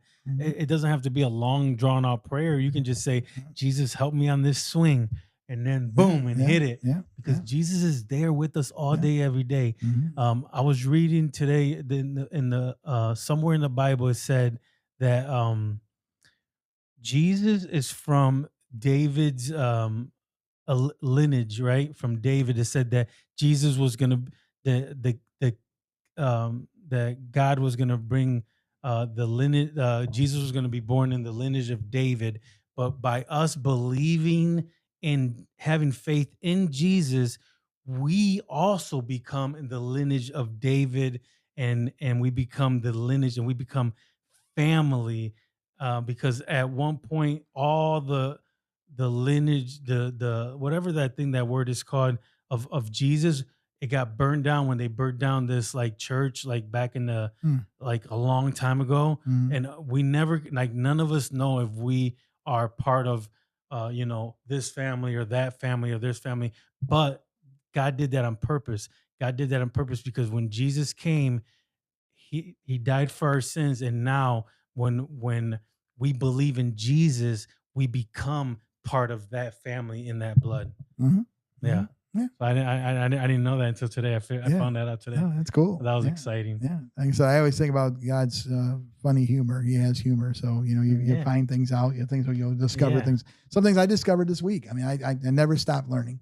Yeah, because I was thinking like, because I was thinking like, how do we know that if maybe our bloodline is like from Joseph's or from this guy or from that guy, or but I did a little research today trying to find out, because I was like, man, like, wonder what my bloodline is back. But there was a point where we lost all records of the bloodline, but I don't know when it was. Yeah, I'm sorry, I don't know the passage, but yeah, me neither. I have to look it up. Yeah. Yeah, but now you give me some homework to do. Yeah, what were we talking about? I forgot. You were just wanting to know how I got into sales, so that's how. Oh yeah. So what?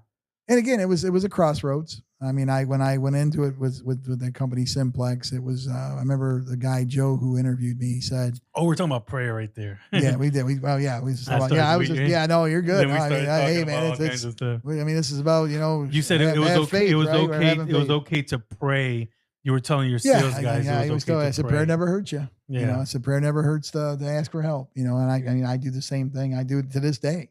So we were just talking about how I pray for everything, including golf. I actually have a friend of mine. One time I hit a golf ball and it hit the hill, and the way it hit the hill should have hit the hill and should have shot that way. Just if you're looking at a math problem, it's like there's no way that ball should hit that hill and bounce onto the green. Yeah. And I'm hitting the ball that's fading and it's hitting the side of the hill, and for some reason the ball slides up, and my buddy goes, That's Dan and God, man, I'll tell you, man. He's a good enough golfer as it is. I mean, now he's over here hitting balls that are defying gravity. Yeah.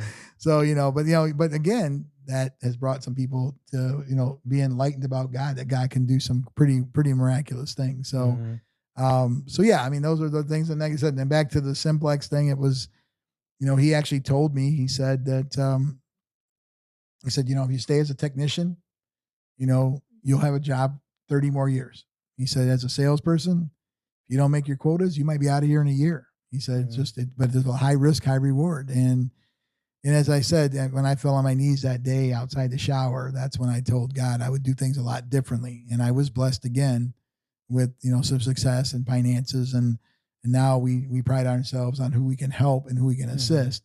And a lot of times, I'm saying that for the podcast, but to be honest with you, we don't tell people if we do something for them. Yeah. We just jump in, And then, that's God's glory. You know what I'm saying? So, Of course. but I became aware because, like I said, when I was drinking, somebody walk up, man, I lost my sister. Oh man, she died. I'm like, oh man, here's a shot. Mhm. Hey man, take care. Let me get away from you. Yeah. Don't bring me down. I don't want your negativity. You know what I mean?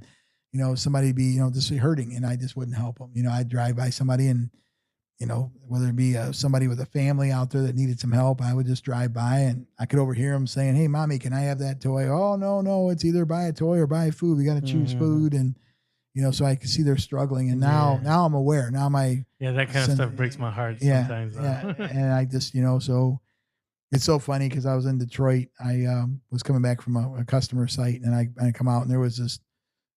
Again, drugs don't really have a discrimination, right? So there's this young, pretty girl wearing a North Face coat, designer jeans, probably $100 jeans, probably a $200 coat, sitting there, busted lip, pretty girl. You could just tell she looked dirty. Look, she'd been sleeping on the ground. She looked dirty. Her clothes looked dirty, and I could almost hear her thoughts.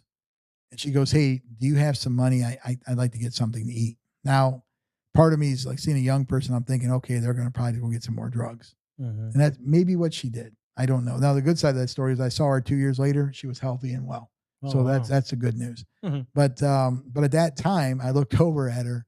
Again, God's sense of humor is pretty funny. So I look over and I gave her the money. I said, "Well, get something to eat then, right? You're going to get something to eat?" And she goes, "Yeah." And she stood there and looking at my car, she stood there and just looked at the ground, looked at me, looked at the ground. She didn't move. And I could almost hear her thoughts like, "My God, I'm begging for money for food." I could almost hear her say it. There was a shred of pride left in her to say that. So, and I just looked at her and I shook my head like, like, go get something to eat, go do something. I believe I said a prayer for her. I can't remember exactly, but I know I wished her well. And I got to the next corner, and there's a guy in a wheelchair, and, he's sitting there, and he's not a pretty girl.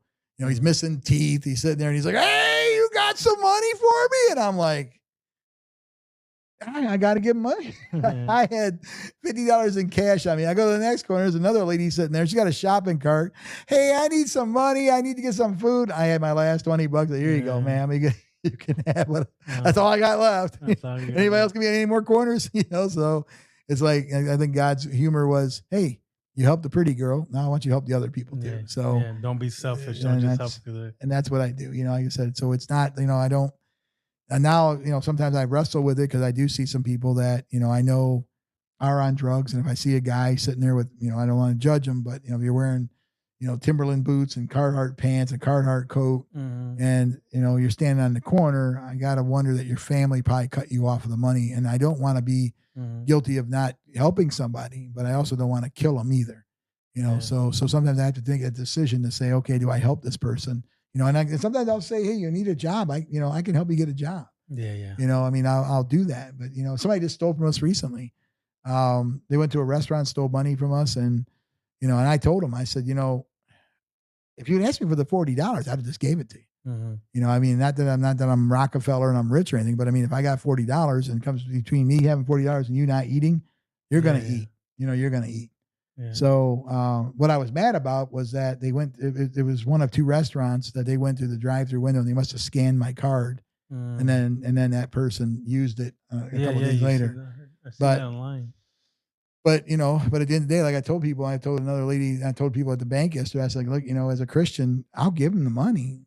I said, where I'm a little upset is that the restaurant that is the drive-through window, they're not protecting my data any better. So they should do a better job. But if you would have just asked me for $40, I would have gave it to you.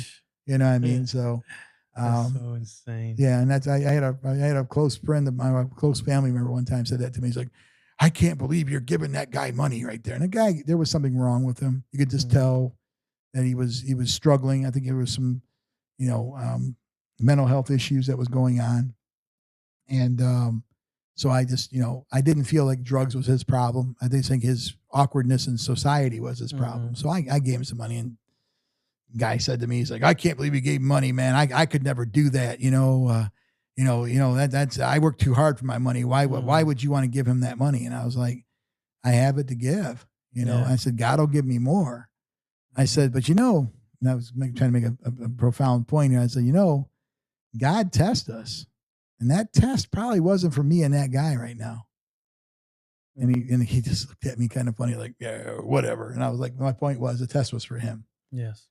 So yeah, I mean, it's again, but that's where being in sales has really helped me.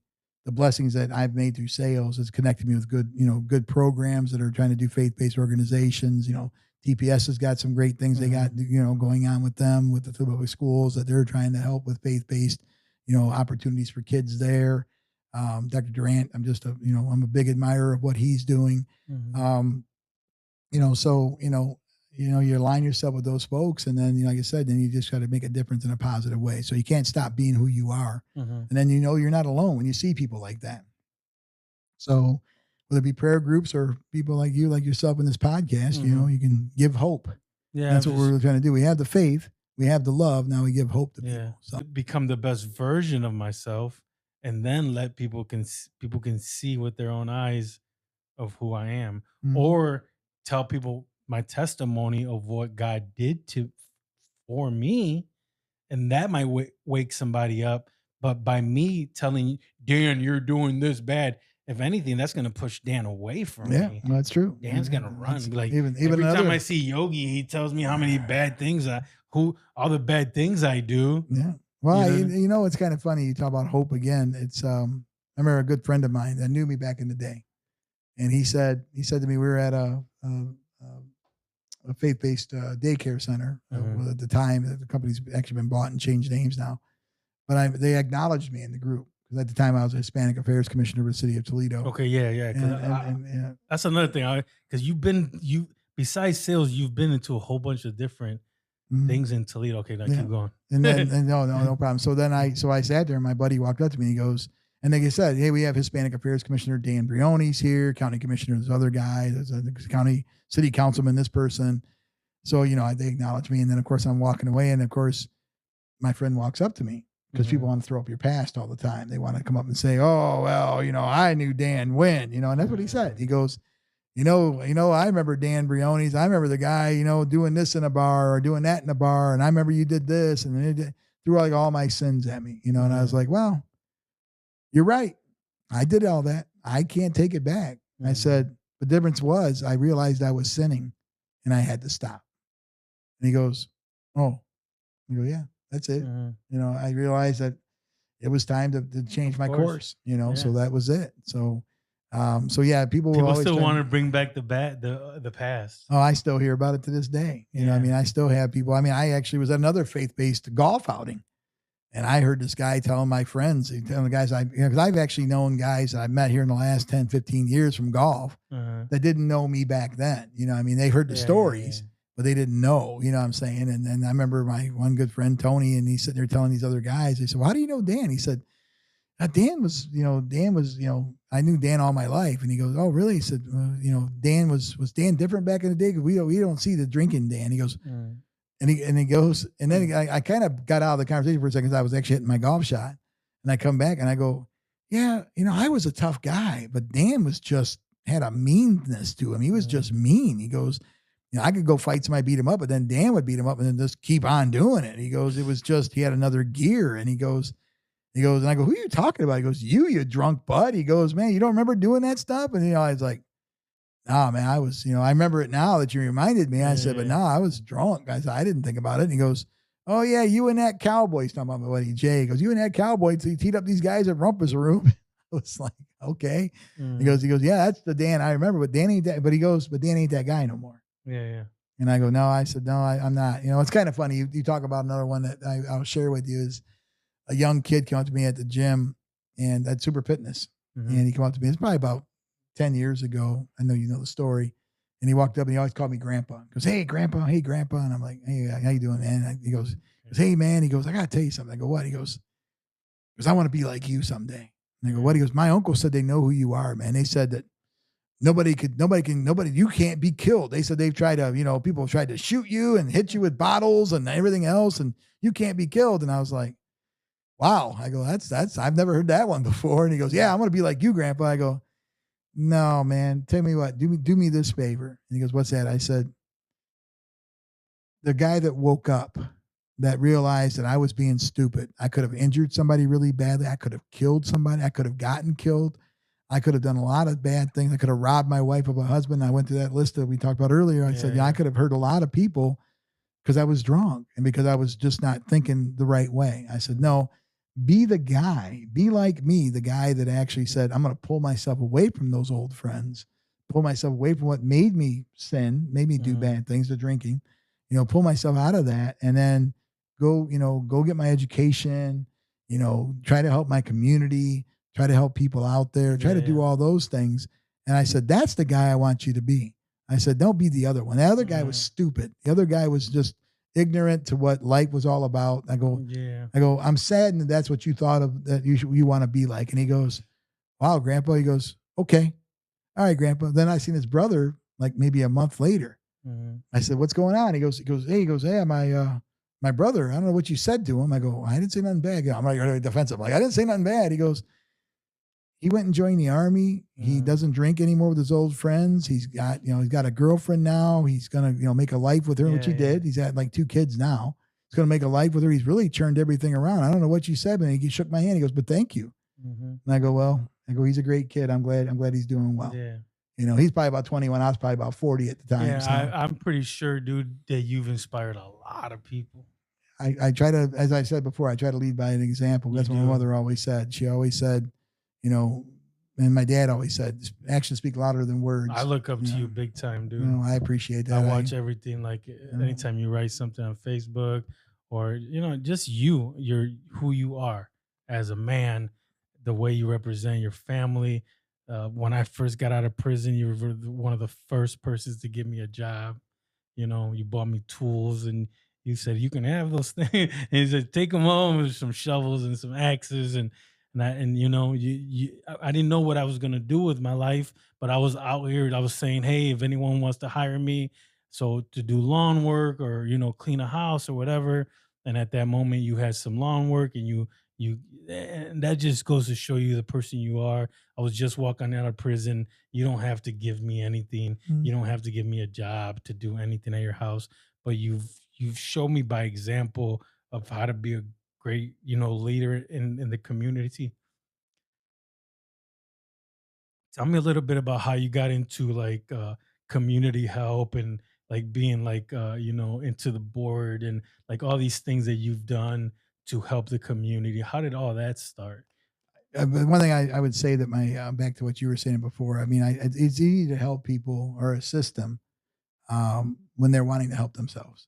You know what I'm saying? And you wanted to do that. You wanted to go to work. You wanted to do something. You were looking for an opportunity. Yeah. No much different than what I was. Here I was 18 years old, baby on the way. I mean, I was the stereotype, hey, Latino kid got my white daughter pregnant, you son of a gun. I mean, I don't think my father-in-law thought that way, but but he did think you got my daughter pregnant, you son of a gun. He probably had another word for that. But people gave me a chance. I mentioned before, the Tom Woods, the Doug Hannas, the Harvey McGrews, the Luann Navarres, they gave me a chance, and they, my wife was always supportive. She was young herself. I mean, we were 18 and 16, I mean, it just, so, when I saw you, my dad always said, watch how somebody lives.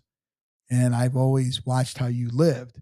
So you always had a good heart. You had a good quality to you. So it was not very hard decision for me to sit here and say, hey, this prison changed this guy. I wasn't thinking that. I was thinking, you know what? This guy deserves a break because I got one. And God blessed me with that. So now it's to say, hey, I want to return the favor to a good friend, a young man that I've watched grow up, who I got a chance to win a football championship with later on. I'll keep bringing that up. But anyways, so, that's what I saw. But as far as the boards go, it was just really, to be honest with you, Yogi, it got to a point where God just put me in different places. Okay. I was on for the Building for Success program for Toledo Public Schools, Ray Medlin, Jody Gross, Robert Torres. They kind of got me involved. And then, of course, I actually sat in a marketing forum, and Ray Medlin Jr. got up there and made a comment about, they had a seminar where, they had like 5 of the top sales guys in the area that were selling, hundreds of millions of dollars of construction jobs and stuff. And they got to this one guy, and he's like, well, become an engineer and you could learn more than your competition, and you want to be the smartest in the room. And that was cool. And then the next one was up there. He's like, oh, I take them out and I get them drunk all the time. We get on the golf course. I build that relationship. They love me. And then they give me all their work. And then Ray Medlin Jr. got up there and he said, hey, I'll just tell you guys. And if you see Ray Medlin Jr., he'll probably not like this imitation, but it's close. Yeah. He goes, but I'll tell you what, guys, here's what I do. If you want to do something that's rewarding for yourself and your community, help your community. Get on a board, get on a committee where you're helping people. He said, because the good book even says, if you go out and do good for others, good will come back to you. He said, you reap what you sow. He said, so you know what? You get on a board, you get on a committee, you go out there and you do a great job. And he said, and then, somewhere along the line, someone's going to go, hey, what do you do? And I'm in construction. Well, I got to build a building. Well, I can help you with that. And that's how it works. He said, but you sell out for the mission because you take care of their mission that they got going on. You sell out for it. And he said, whether it's healthcare or community service or whatever it may be, he said, you sell out for that, for that thing. And then people bring good back to you. And I said, then I listened to his words and I said, I could do that. And then talking with him, he was like, hey, we got this Building for Success committee. We'd like to get you on it. And we got that it's $1 billion project for all the schools to get built and everything else. And then from there, it was Robert Torres was like, you should get on this one. And Jody Gross like, you should get on this one. And then, Sonia Troche was around. She's like, get on this one. And then Ray Mellon goes, you got to learn how to say no, Danny.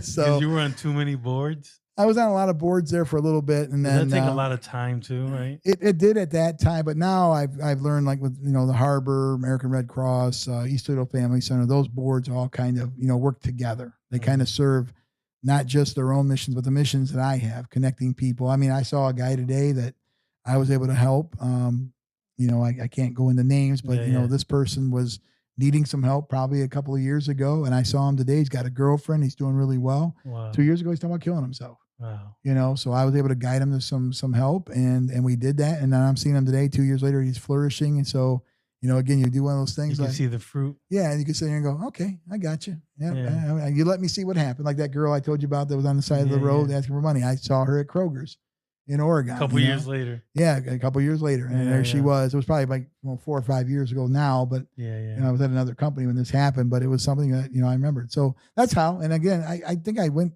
explained it best.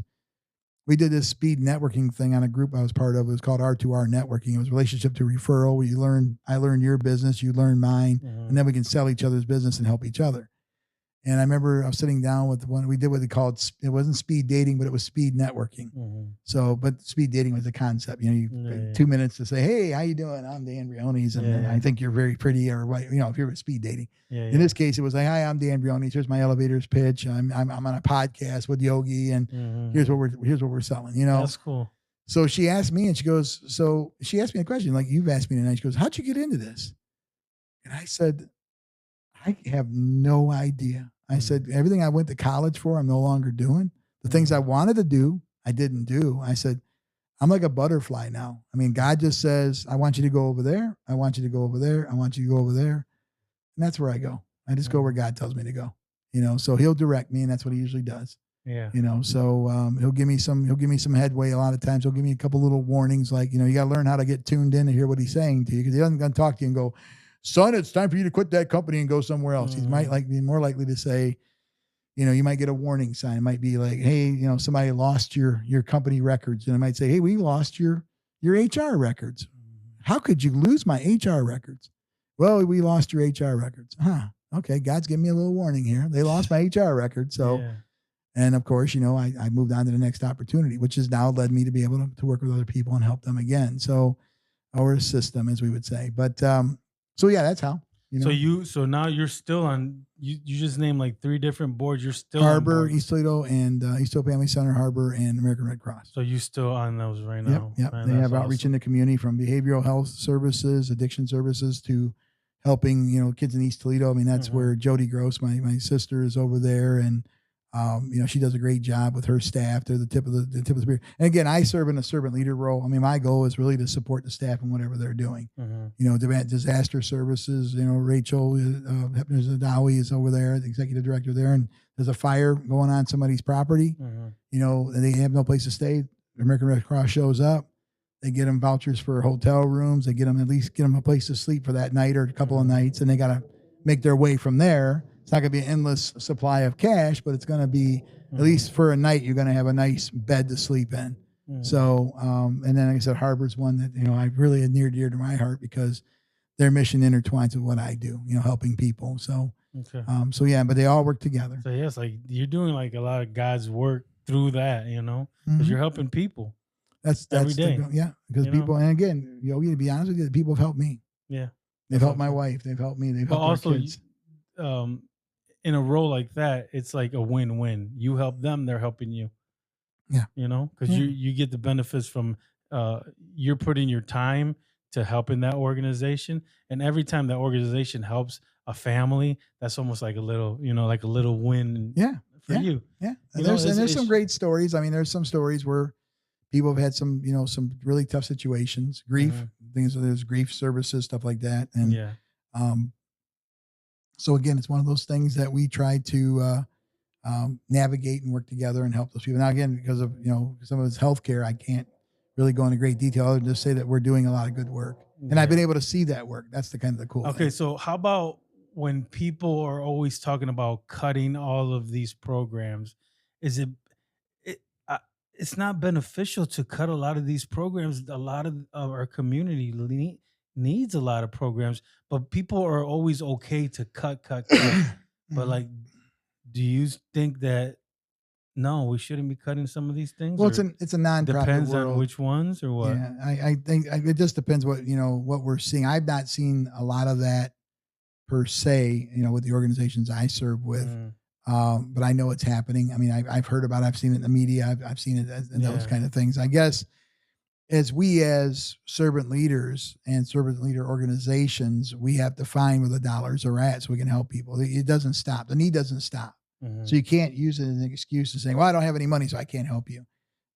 Sometimes it's just connections. One well might be empty. There might be other wells you can tap into. So I find myself doing a lot of networking and working with folks, that are in other organizations that could help. So trying to find where that cause. And that's what a board member should do, Okay, So, yeah. it's a working board member should be looking for opportunities So to expand. regardless what's happening in the government, regardless, we're not getting the money for this. Okay, we're gonna network and we're gonna find the money for this. That's correct. That's what I do. Okay. Yeah. That's awesome. I mean, 'cause I can't use it as an Depend on excuse. Yeah, anybody. yeah. I mean, that's what you got to do. Like I said, there may be an organization that's doing really well and they're flush with cash, Mhm. and you got to go help them. There's some organizations that might need a building, but they might need a bigger big brother type organization that oversee them. Mhm. And then they may have some money to build a new property, but they may need some help from a co-signer, so to speak, to make it happen. And then that organization needs help getting into that community. And so you get a win-win win. Yeah. I can be part of that, but it's really a win-win-win. For And then ultimately a everybody. win for the people we're serving. Yeah. So How about the East Side, dude? Like the East Side. It feels like every year is less things. Like if you drive down Woodville Road, when we were younger, there used to be like you said earlier, Little Caesars, Save a Lot. There was a gas station at that corner. There was a BP at the other corner. And now it's dried up. There's 4 like car lots throughout Woodville Road.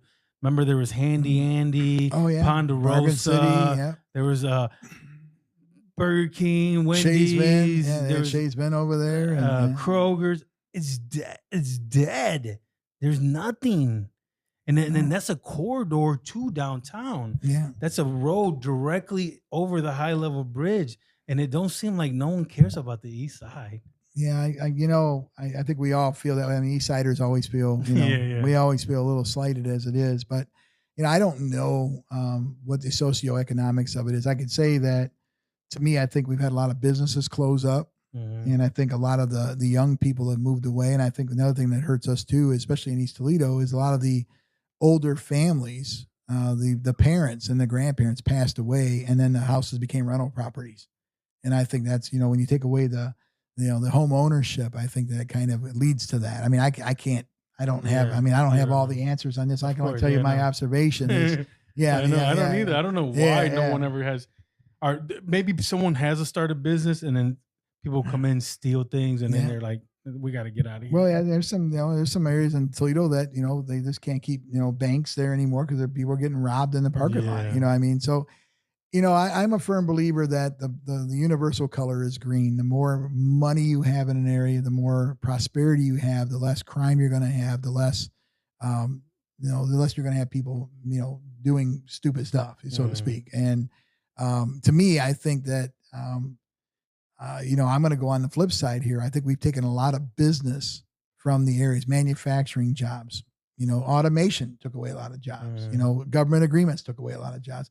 My dad, in 1986, he took me to a union meeting, and they were there actually at the time. There was some, he was actually speaking at the union that was representing AMC Jeep at that time. And I remember my dad sitting there, and he was talking, and everybody was talking about, well, we'll sabotage the cars, stick it to the man and everything else. And my dad was always a compromiser. So he got up there, everybody's, dropping F-bombs, everybody's cussing him. And of course they said, well, let's hear what our friend Pablo Briones has to say. And my dad got up there, and, he's like, he goes, I don't know what to tell you.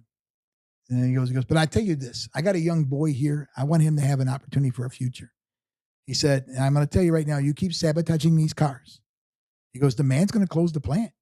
He's going to take his plant because he's got to make profit. If he doesn't make profit, then he's not going to, there's no reason to make cars here anymore. He's got to make a living. So if the man ain't going to make a living, he'll just close up the plant here and put it somewhere else. Yeah.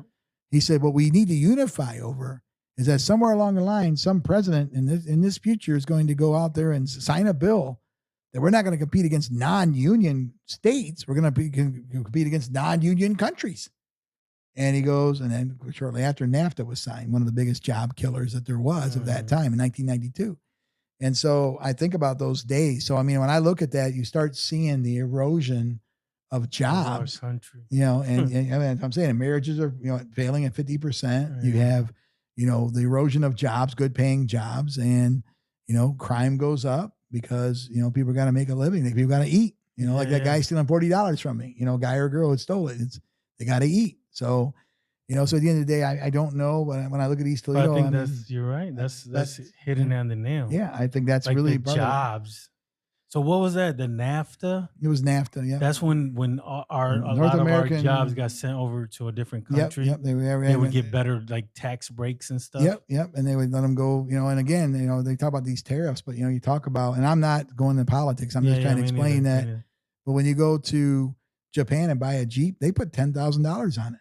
You can't. I mean, it might be different now. But when you would sell a Jeep over in Japan, you couldn't sell them because they would put $10,000 of fees on them, called tariffs, that and that would actually cause Japanese people not to buy the Jeeps because they're $10,000 more. It's kind of funny. So they would put the plant there, to build it there, so then they probably wouldn't have to pay the tariff. Well, they put it in third world countries like Mexico, or Malaysia, or China, or places like that. That's really what kind of boomed China. And that country was giving them tax breaks to come over, right? So that was getting rid of our jobs, and then we don't have nothing to make money. Yeah, you got guys making 88 cents a day. Our workers would make $800 a day, and then they didn't pass the profits on or the deductions in cost. They charge the same price. They're saying that third world countries have the same quality as an American worker. So that's weird. And so I mean that's what happened in 2008 when that whole market crashed. So the Great Recession. That's when all that happened. So. Yeah. So so when you ask me that question, I think it's broader than just the now. I think it's been sliding for a long time. Yeah. So I just remember my dad saying in 1986, and I saw it in 1992. Then I've heard automation drove a lot more jobs away as well. Yeah.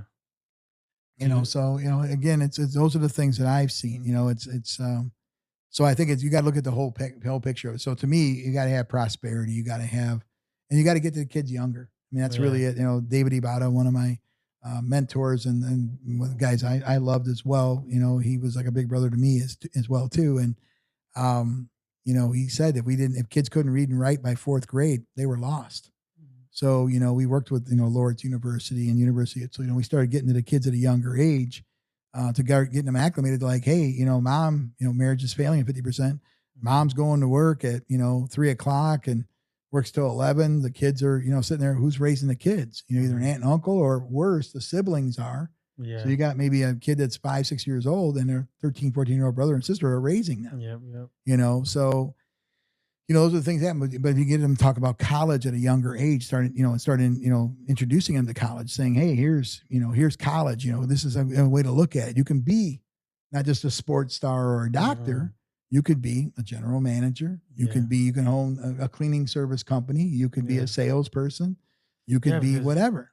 So many people don't understand. There's so many jobs out there. Yeah. Little jobs that nobody knows, but they get it. They're high paying jobs. Like I don't know, office manager, or my wife is the corporate manager of her whole store. Yeah. She makes a good living. Yeah. Most people don't even know. Okay, so another thing. So now I know a little bit about that. I want to ask a little bit about how you got into working out. Oh, yeah. Well, that started with my brother. Your brother, my Dean? oldest brother, Dean. Yeah, I think I told you 13, 14 years old. And that's how you, and then, but because you've worked out till this day, you've always worked out. Yeah, I'm back in the gym now. So, and you were at one point, you was obsessed with working out and I probably was obsessed. Well, I mean, because you were strong, you were like muscle bound. You could bench like hundreds. I went to the gym one day and you squatted like 500-600. You were benching like, it was like towards like your prime and stuff. Maybe you was like, this had to have been like 15-20 years ago. Well, actually, yeah. So when I was, so I've always worked out. I mean, I've always enjoyed pushing myself. Yeah. I guess in that way, we talk about sports, so I guess God blesses you with a drive. So, I had to drive to, be the strongest I could be. I want to be the strongest forever, but, it was kind of funny with me, Tommy, and Chester. It was joking around here, but, this is a true story. Tommy would be sitting there and this guy getting ready to rush on him. And Tom would sit there and goes, I'm going to throw you on his back. And I'm sitting there and go, Tom, don't throw him on my back. And Tom goes, I am, watch. And the guy would rush Tom. Tom would pick him up and throw him on my back. I'm blocking this guy, and then this guy's on my back. I go, Tom, stop throwing that guy on my back. And so next thing you know, I'd pick the guy up and I'd throw him back to Tom. And I'd throw him back on Tom's back. I mean, literally, we were that strong. It was just, Tom was 300 pounds. He's a big, cock strong guy. I was strong. Chester was, a little bit more meaner. He'd knock people down. Robbie was really fast, and Dave Clayton was a computer programmer, but he would flip the switch on the football field. He'd just fly into people. So we just had some guys that were just, we wanted to be the best. Even though it was a different style of football, we wanted to be the best at what we could be. You know what I mean? So but part of that was, we played against some, semi-pro players, former pro players. We played on state championship teams and, state tournaments, national tournaments when all the top and best players were playing. So we had to work out, so it came to a point where that was a drive, right? So my brother got me into it to start wrestling and, boxing and stuff like that. So, running was a big thing for me too for a while. And then, I met this guy, Clarence at Super Fitness, and he goes, what's your goal? He's a, big African-American guy. He goes, what's your goal? I go, I don't know. I'd like to bench press 500 pounds. He goes, let's do it in 90 days. Let's make a goal right now, 90 days. I'm 32 years old when he said that. And I go, all right. I go, what's your goal? He goes, I want to bench press 400 because I'm good at squatting, but I can't bench press squat. And I go, but I can barely bench press, 200 pounds. I go, well, let's work together and see what we can do. So at the end, he got to 405 and I was at 505. And, and then he could squat a lot. He taught me how to squat. So I was squatting 875. And the most impressive thing we did was I was doing military presses with 315 behind my neck. So I'm sitting there on a bench and we're doing 315. He was doing 285. I was doing military presses with 315. Oh yeah. So we were. But I mean, I was only 100. I was actually at the time I was small. Hold on, military press, the ones like this. Yeah. So you get behind the bar. Yep. You get behind the bar. Yep. And then you sit down on the bench and you pick it out the bar and you bench press, or you basically lift it back behind your neck. Like this. Yeah. No, straight up. So you go straight up. Oh, straight up. Yeah. That's military press. Yeah, military press. Okay. Yeah. So with 315 pounds. He's doing percent to 8. And then I'm surprised your shoulders ain't messed up. Well, when you're used to it, it's not a big deal. No, so I stayed strong for a while, and then probably about 15 years ago, I was 44, and I wanted to gain some weight to play football. I was still playing football. Mm-hmm. The other guys had retired, so I was still doing football forever. Yeah, 31 years, and then but I got up to 305 and I was bench pressing 485 for 5. And I was getting pretty close to that 500 mark again. And so, but that's when the doctor came to me and said, hey, I need to put you on insulin. I go, what? He goes, you're going to be a diabetic next year. They're going to shorten the range on diabetes. It's no longer, at the time it was 70 to 140. He said, now they're going to make it basically 90 to 126. He said, I'm going to have to label you as a diabetic. And I go, oh, what does that mean? He goes, I can give you insulin. You're going to gain more weight. He said, or you can start losing weight and see if that makes your sugar come down. Mm-hmm. And I go, okay. I go, what's the drawback? He goes, you don't want to change. He goes, look at you. He goes, how much you bench pressing right now? I said, 485. He goes, and you're 44 years old. He goes, you shouldn't be bench pressing at 44 years old, you should not be bench pressing 485 pounds. Yeah. He goes, you should not be doing that. He goes, let me tell you something. You're shaving years off your life. The BMI doesn't care, whether you're obese or muscular. He said, your organs are still the same size. They don't grow. Yeah. He said, so your pancreas is going to fail. You're going to become a worse diabetic. He said, other organs, your heart will keep up. But he said, the rest of them, your liver, everything else is going to start getting, you're going to get overworked. He goes, you're going to wear yourself out and you'll probably shave 5-10 years off your life. You keep going where you're at now. That's where you're at. So I said, all right. And at the same time, my brother Michael's got neuropathy in his feet. He's hopping around on the sidewalk because his feet were burning so bad. And my dad had battled, borderline diabetes. His diabetes and mine are pretty close. Dean would become a diabetic later, but Michael was battling it right then and there. He was having sugar was like 400 or 500. His feet, he actually lost the nerves in his feet. I mean, that's what was happening. His nerves were dying.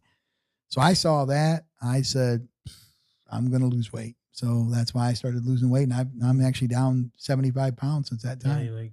But I'm still working out. I'm putting up probably normal weight for a guy. Yeah. But probably stronger, than probably I should be. But probably stronger than me. Right? I don't know about that. You work out pretty but I don't.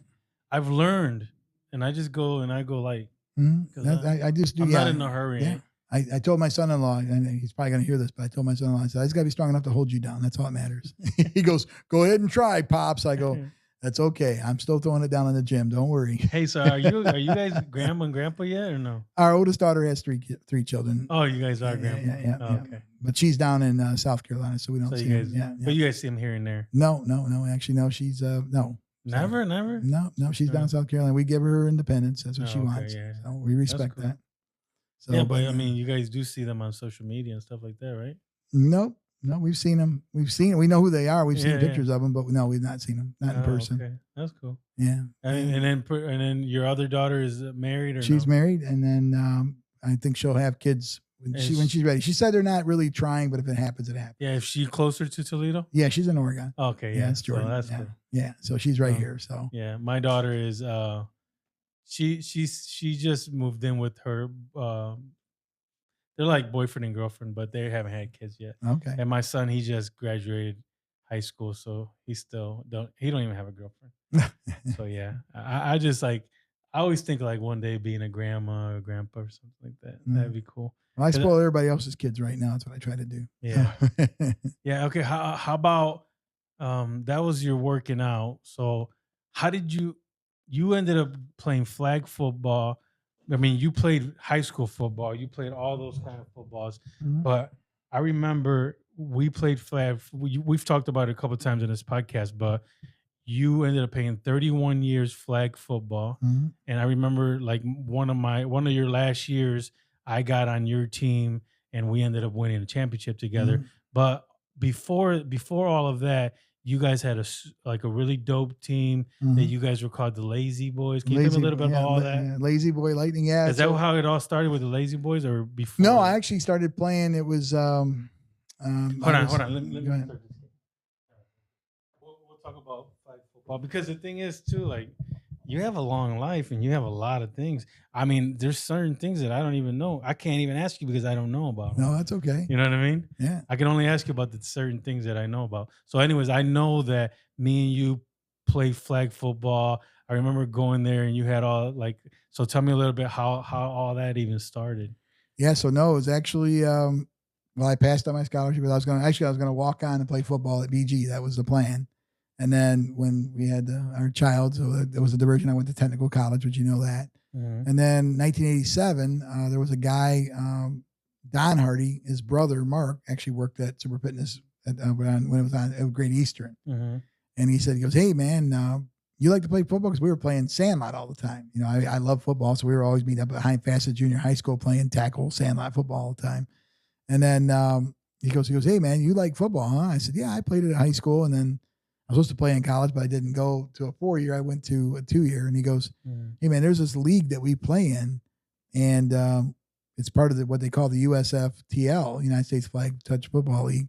And he said, and would you be interested in playing? And I was like, I don't want to play no flag football, man. He goes, no, it's full contact. And I go, full contact flag? He goes, yeah, you get your bell rung in this game. He said, yeah, I mean, it's you got to see it, Dan. It's not powder puff. It's not intramural. It's hardcore. So I'm like, yeah, I'll go check it out, man. So I went out there and I got lit up on the first play. I mean, I'm lining up, getting ready to go rush the passer, and man, boom, guy knocks me on the ground. I'm like, oh wow, I got spit all over the side of my face. I'm like, oh man, all right, game on, So I looked at the refs and they go, hey, between the waist and the neck, it's full go, protect yourself. Yeah. So I learned the game quick. So we started, blasting, going through, and I played with that team it was only 4 teams in Northwest Ohio at that time. It was only 4 teams. It was only 4 teams, but 2 of them were A teams. Uh-huh. They had Pemberville 1, and then they had a team from Arnie's, and then they had our team was called Steely's, and then there was one more team that played. They were Distillery, so they were actually one of the top teams. They actually had Mark Melfi that played for him. He was a quarterback for BG, and he was playing for them. So they were that was probably the top team, and then Pemberville was actually. He was a quarterback for Bowling Green, and he played flag football. Yeah. So but he was a little bit older, so he was probably in his mid-20s, and but yeah, he played as a quarterback, and they had some guy named Minifield. You might remember his brother played it for the Browns, so he's playing for Distillery. So it was a good team. They played really well, and so that was my first time. We were 0-for. I think we went 0-8, whatever our record was. It was 8-on-8, full contact.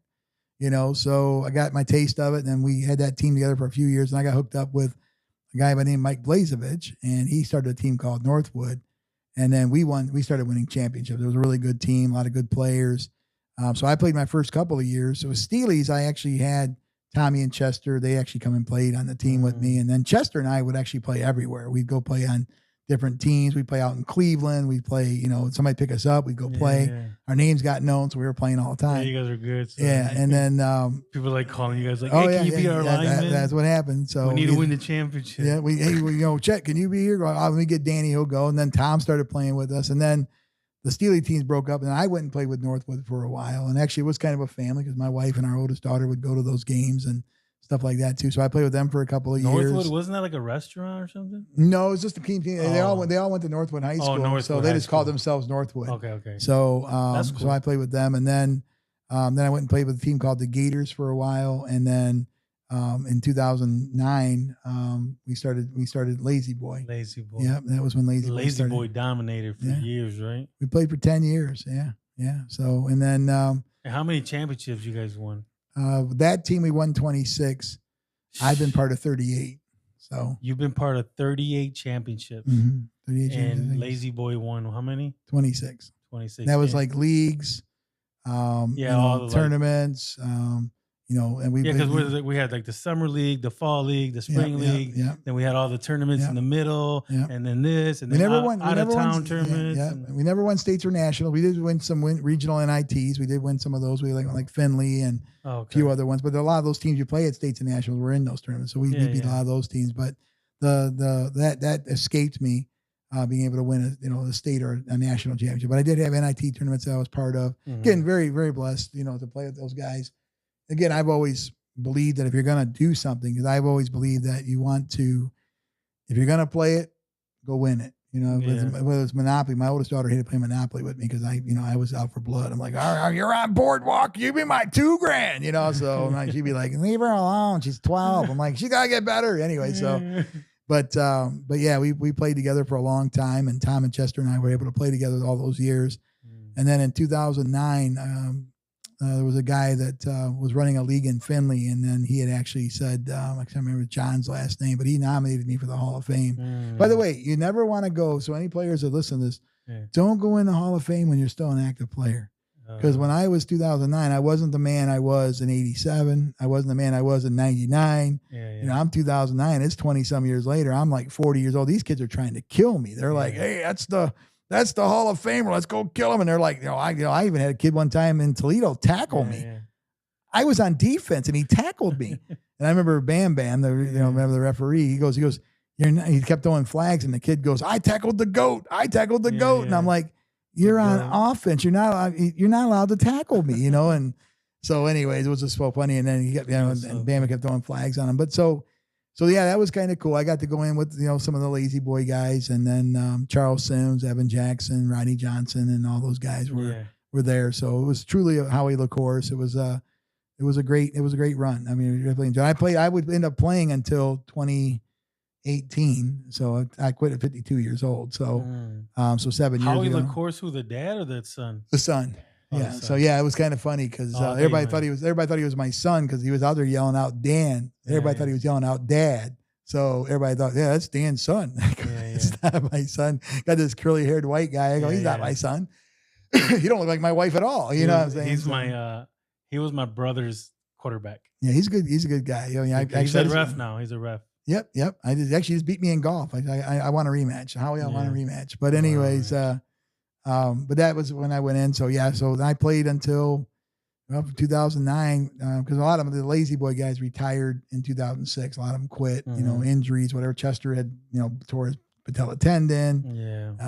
Blew his knees out. Tom was just tired of the playing all the time. Guys kind of dispersed. And then I started playing with the Regulators. And a bunch of I call them my younger brothers, because we went out there and played a bunch of heart. It was kind of funny because I was going to do that MMA thing for a minute. And I remember, Joe on the team looks at me and goes, we can't watch you go in that ring without jumping in and helping you, Dan. You know that, right? I was like, I got to go in the ring by myself, guys. If I get cleared by medically, but it took its toll. I mean, I had 10 confirmed concussions. They said I probably had 20. I've broken just about everything you can break. All my fingers were reset. My fingers are broke. Shoulder separated. Broke my eye socket once. Broke my leg, and then hairline fracture on my leg. Separated. Well, I guess I tore my ankle pretty bad. Tore both my ACLs. Tore both my Achilles.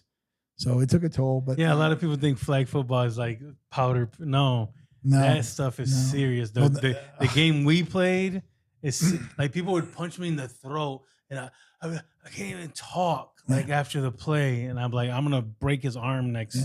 And I would smack him so hard in his arm that they would be like, dude, you're gonna break my arm. I'm like, I don't care. You punch me in my throat. I had a guy bite me in nationals. Yeah. I mean, a guy was actually from Chicago when we were playing in nationals, and I was rushing on the outside. And the guy grabbed a hold of me. I had tattoos all over, and he grabbed a hold of me, and he's like, starts biting me. And we go to the ground, and he's like, I'm a junkyard dog, and he starts yelling at me, and I'm like, dude, excuse me. I'm like, I got a bunch of adjectives coming out of my mouth. What's wrong with you, man? I go, so I'm sitting there, I go back to the huddle, and now we're switching around because now we're going to be on offense. So we're playing offense. So this guy's going to rush on me.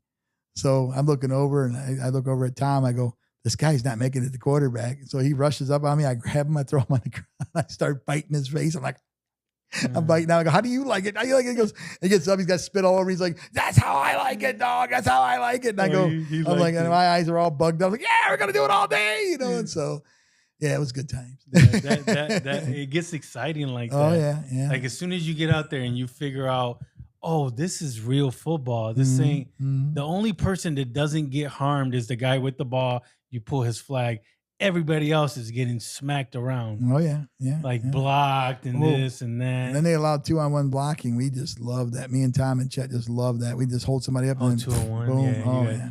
Like it'd be an open lane all the way to the end zone. Oh, yeah. Well, yeah, no, what I'm just saying is that, you hold the guy up and the other guy's like, it was just brutal. So, but they were doing it to us, so we did it back. Yeah. But you got to do it. But it was good times, like I said. But yeah, that's how I got in the Hall of Fame. And then I was able to, blessed to win a few more championships with, with the Regulators. And, so I had a team, Pit Bulls. We played a couple years. Yeah. It kind of broke apart. I played on a couple other teams, and then one year I happened to jump on Regulators, and you were on the team. We both were linemen at the time, and it was great. And then we ended up winning the championship that year. Yeah, you had to put that picture up here on your wall sometime. We should do that. Yeah. That's that was one of your last years, right? You played a couple. No, more I years played. after that? That was 2013. I played until 7 years ago. It'd be 2018. So I played 5 more years. Damn. Yeah, it was kind of sad. It was the last year I played. I played for this I guess it's called that Furniture Palace team. Yeah, yeah, yeah. We were playing 8-on-8. We only had 8 guys, so I'm playing both ways. And I'm like, so I started out in the league playing both ways. And my last game, I played both ways. So yeah, my daughter was trying to talk me into playing more. And just, I told her, David Ibano, again, like my big brother. And he told me, he goes, Danny, there's a time you got to ask yourself, can you play or should you play? Mm-hmm. He goes, that's what you got to ask yourself. And then at the same time, I'm talking to my doctor, at the time, our family doctor, and she said, even though you're hitting people, you're still taking blows. She goes, so, you're going to cause some things going on with your brain here. You need to stop. And then there was one time I called her up. I was like, I don't know where I'm at. And she goes, what's around you? I was like, oh yeah, the junior high school's down the street. She goes, you're almost home. Come down, turn right. I mean, I'm almost in tears. I got lost because I had a concussion. I didn't know how to get home. And so it was, so that was time. It was time. It was time. So, and I'm clear headed now, but like I said, but it was good times. I mean, it was a very blessed time. And again, Hall of Fame meant to me, and I've said this to the players I played with that I've talked to. I said, it was the ultimate team award. Me making it to the Hall of Fame wasn't Dan Briones. I got nominated, but the point was, it was the team I played with. I couldn't have been there without them. So it wouldn't have been that's the blessing. Yeah. So that's awesome, man. Congratulations on making it to the Hall of Fame. Oh yeah. Because you played a lot of years, man. You deserve that. I never got to play that many years. I started in like 2010, and I think about like 2014 or 15, I was done because I was just like, it was just too much responsibility because I was always trying to build a team, and then no one wants to play the ref fees, no one wants to. Whatever. No, I get it. Yeah, yeah. If you're the guy running the team, you got to have all the money for everybody just in case no one brings or like. You would provide the jerseys, and then nobody would pay you back the $40. Yeah, and I always had sponsors. Yeah. So we had Lazy Boy sponsored us for 10 years, so that was kind of cool. So I had YOGI'S one time. Yeah. It was like the country bar in Oregon. They bought all my jerseys. And I did that for a reason, and maybe you probably caught on to this, but I did it for a reason because you had one leader. I was the coach. I was the player. I had 8 guys that had their starting spots. We had 8 guys that could play in the other spots, so the best players would play. I always told people when they come to the team, I'm not looking to replace the guys I got. So I'm looking to add to the guys I got. I said, but, I don't want your money. I said, because you're not going to start if you're not good enough. So that was it. I said, we play year round. We start in January in the national championships. We play right on through, through the state championships in November. I go, that's what we do. And we play in some tournaments in between. I said, so, and we had guys, you remember we had 25, 30 guys. Guys would want to play special teams. You know what I mean? So, and there were some good teams out there. Don't get me wrong. MTs, The Answer. There were some great teams out there that won a lot more championships or won a lot of championships as well. I think it was, I think when we were done winning, it was sidelines. And then, the Dean Westbrook's team actually started winning a lot of teams. The elite, they started winning teams. So everybody had their time. Goodfellas is right. Right now, there's a team called Goodfellas, and they're like, they got a bunch of the guys. What they do is they end up getting all the good dudes, and they build like the super team. Yeah. And Mark Kuhn was when he ran it. One of the last years he ran, we had 50 teams. Yeah. Mark really had that. Mark got that thing running good, but then people couldn't take care of that. One guy got shot out there in his cheek. Not that long ago. Yeah, not with Mark. Almost happened twice. Yeah, I know. Like this is like this new guy that's running it now. And it was different because guys would police that. Guys on teams would police that. But guys said, "I'm going to go with my bag to get a gun." Yeah. Everybody would jump on him. There'd be like 10 guys going, "No, you're not." You know what I mean? And then they would, and I don't mean they'd beat him up. They would just stop him, saying, "Hey, you're not going to pull a gun out here." So there's families. But then it just kind of, and that's another thing I think that probably. Not any of the guys that I played with, regulars guys were great, and there's some other teams I played with. But I think that, when I started hearing guys saying, I paid my $20, I should get to play. Yeah. I was like, you know what, man, that's not why I signed up to win championships. I didn't sign up to, even with golf outings. I've had guys that, will start pouring down the shots, and I'm like, hey man, at the turn, just drop me off. Cause I'm not here to watch you get drunk. I'm the sober guy. I'm not here to watch you get drunk. I'm here to win a championship. I'm here to, compete. So, and that's the way I was in football. That's the way I'm in golf. I mean, I'm here to win. You know, that's the goal. That's a good way to do it. You pay for everything. You get sponsors to pay for everything like that. No one has that entitlement. Like I have to play, or I paid my $40. I want to be the quarterback. Like Yeah. nobody. We Yeah. already have the starting quarterback, Yep. and you don't. You can be the backup just in case everybody gets injured. Yeah. And I kept Yeah. stats for everybody. I mean, through the years, I can tell you how many. I think I have it written down somewhere. But I can tell you how many games we won. Yeah. You know, I mean, I think we had a record of like, I don't know, I want to say like 370 to 100 losses, you know. So we, you know, we did lose 100 times, but you know, but again, it was, but we had a lot of good times, man. It was a lot of fun. I really enjoyed my regulators time. It was kind of my retirement kind of playing. It was just kind of like getting to play with you, getting to play with these young guys, and I was still able to go out there and play. And that goes to show you like how right now there's like Aaron Rodgers, Joe Flacco. They're like 40, but they still want to be the quarterback. Yeah. You know what I mean? And people be like, oh, they're washed up. But really, Aaron Rodgers is 40. Aaron Rodgers is good. Yeah. He's 4-1 with the Steelers. Well, remember, I was 44 years old. I was probably stronger than almost everybody out there. That's what I'm saying. So, yeah, when you were 40, when you were like 40 something, you dominated all. There was a bunch of little kids. You would just push them around, like get off here. You know, there were some big guys out there. I know not everybody. I remember when I was 260 and I thought I was 300. Still. Not I remember I remember one guy was pancaking me all the time. I said, "I go, that's okay," because there was also a mentality. Because if I wrestled with a big guy, right, and we won the championship with regulators that year, we won the championship. Guys, go, oh, I'm flattening my mentor. Yeah, you did, but my defensive end got the sack.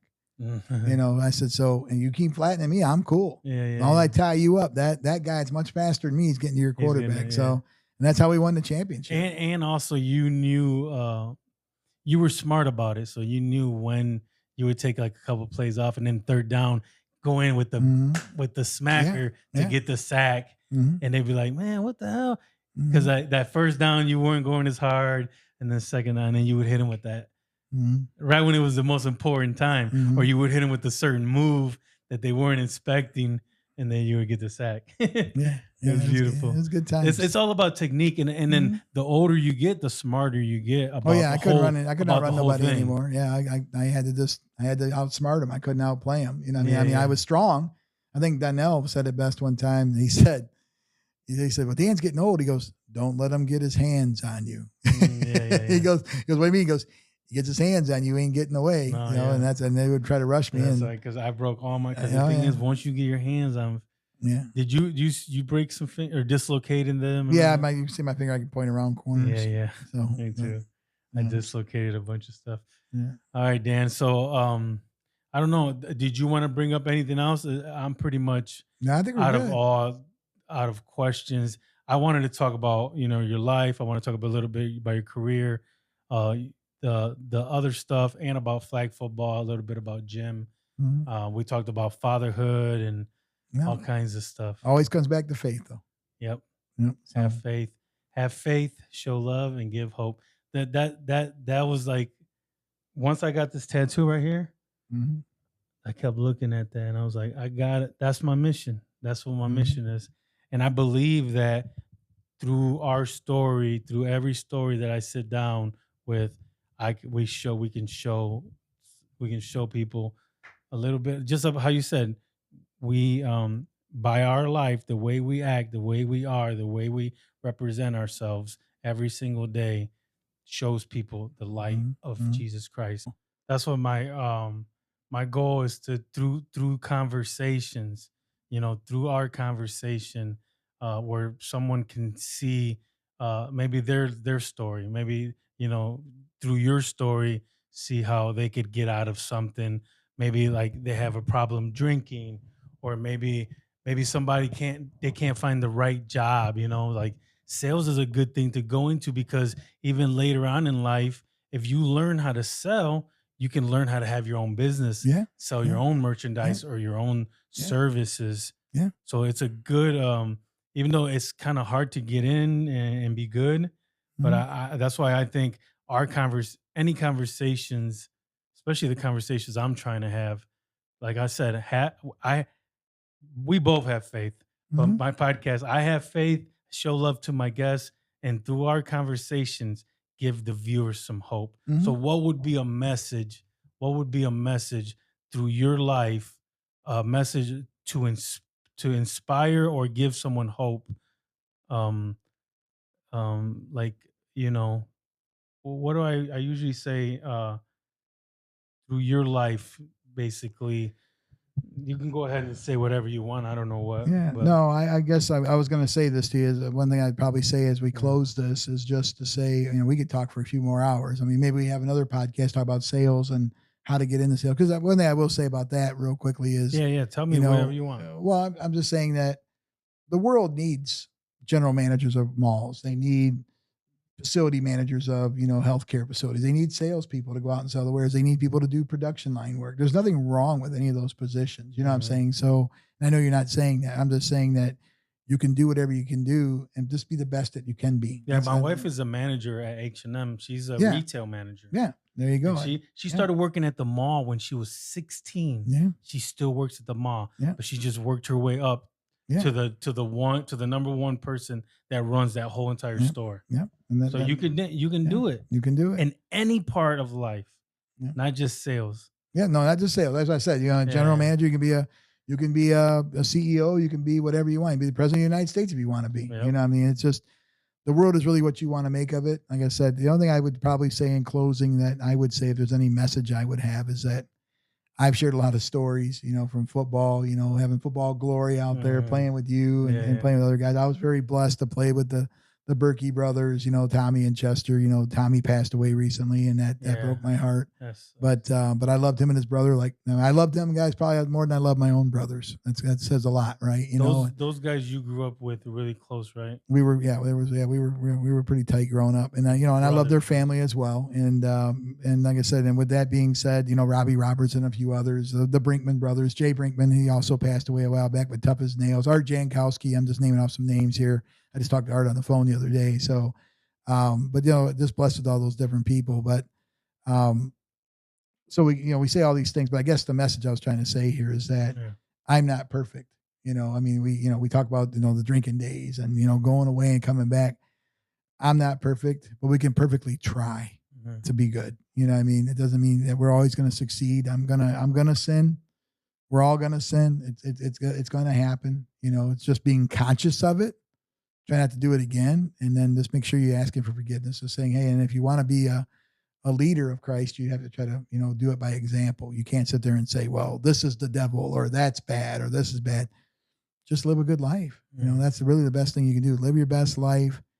Remember who got you there. Remember the success where it came from. And like I said, while you can't be perfect, doesn't mean you can't perfectly try. You can't perfectly try to attempt to be good. Yeah. So because I'll stumble tonight. I probably said some things today. I'm probably going to tell God tonight I'm sorry for. But not here in the podcast. But Yeah. later on, I'll probably say, I said something today at the job and maybe used a cuss word I shouldn't have used or whatever. Mhm. So, but you'll always know two things about me. I'll never take God's name in vain. And the second thing I will always do is I'll always thank him for my success. So that would be my closing message. Just be the best Yeah. you can be. Remember where you came from. And that's what I wish for everybody. I just wish everybody's blessed in the same way. Yeah. So Yeah. that's why I want to sit down with a bunch of different people. And that's why I've always wanted to sit down with you, because you've always inspired me. You've always been a mentor to me. Maybe I don't call you for every little thing, but just We you. can do that though. You can Yeah. come. Just, I know. Just, but we've talked and stuff, Yeah. but you inspire me all the time just from being the person you are, especially being like a strong Latino man from the East Side, grew up in the same neighborhood I did, same street, same, grade school, everything. You inspired me, man. And I've always wanted to be a great man, a great leader. And that's what I'm trying to become. So that's why I always wanted to sit down with you and just get to your to pick your brain and get a little knowledge from you. I appreciate you so much for sitting down with me. All right, brother. It's always good seeing you, and you're doing great yourself. So, Thank you. and like I said, you'll pass me by. I'll be watching you ride by. I'll be like, hey, I remember that guy back here. No, I'm not. Uh, I'm never gonna pass you by, because the thing is that I'm trying to do all this for all of us. Maybe one day, if I become anybody, I can bring something. Maybe I can put a business down or on the east side or something. Mhm, And I'll mhm. be like, hey, look, we got one gas station on the Yeah, east side. yeah. That's Yogi's. Hey, look, it's Yogi's garage. Yogi's Yeah, garage. so, yeah. All right. Thank you, Dan. You're welcome, brother. All right. Thank you guys so much for watching. Do you want people to follow you or anything? Or you don't I'm care? good. All right. Thank you, This brother. is They're Dan welcome. Briones. They're welcome to. Yeah, this is Dan Briones. If you want to check him out on Facebook, he's a great guy. We appreciate you guys so much for watching. Thank you so much. Have faith, show love, give hope, let go, and let God. Mama said, son, let go and believe. Now it's leading with grace, never chasing a ring. 38 champs, but the realest thing is the faith in his heart and the hope he brings. Faith, family, football, that's the code. Walking with God down that old Waite road, from the field to the cross, through every storm. He found his peace where the spirit was born. Faith, family, football, that's the code. The gold don't brag, he just carries that load. Love for the city, respect for the name. And the man Briones, remember the flame. Family football. Family football, say it again. Family football. Amen. Yeah. From the Waite halls to heaven's gate, this one's for the ones who still have faith. Family football, that's the code.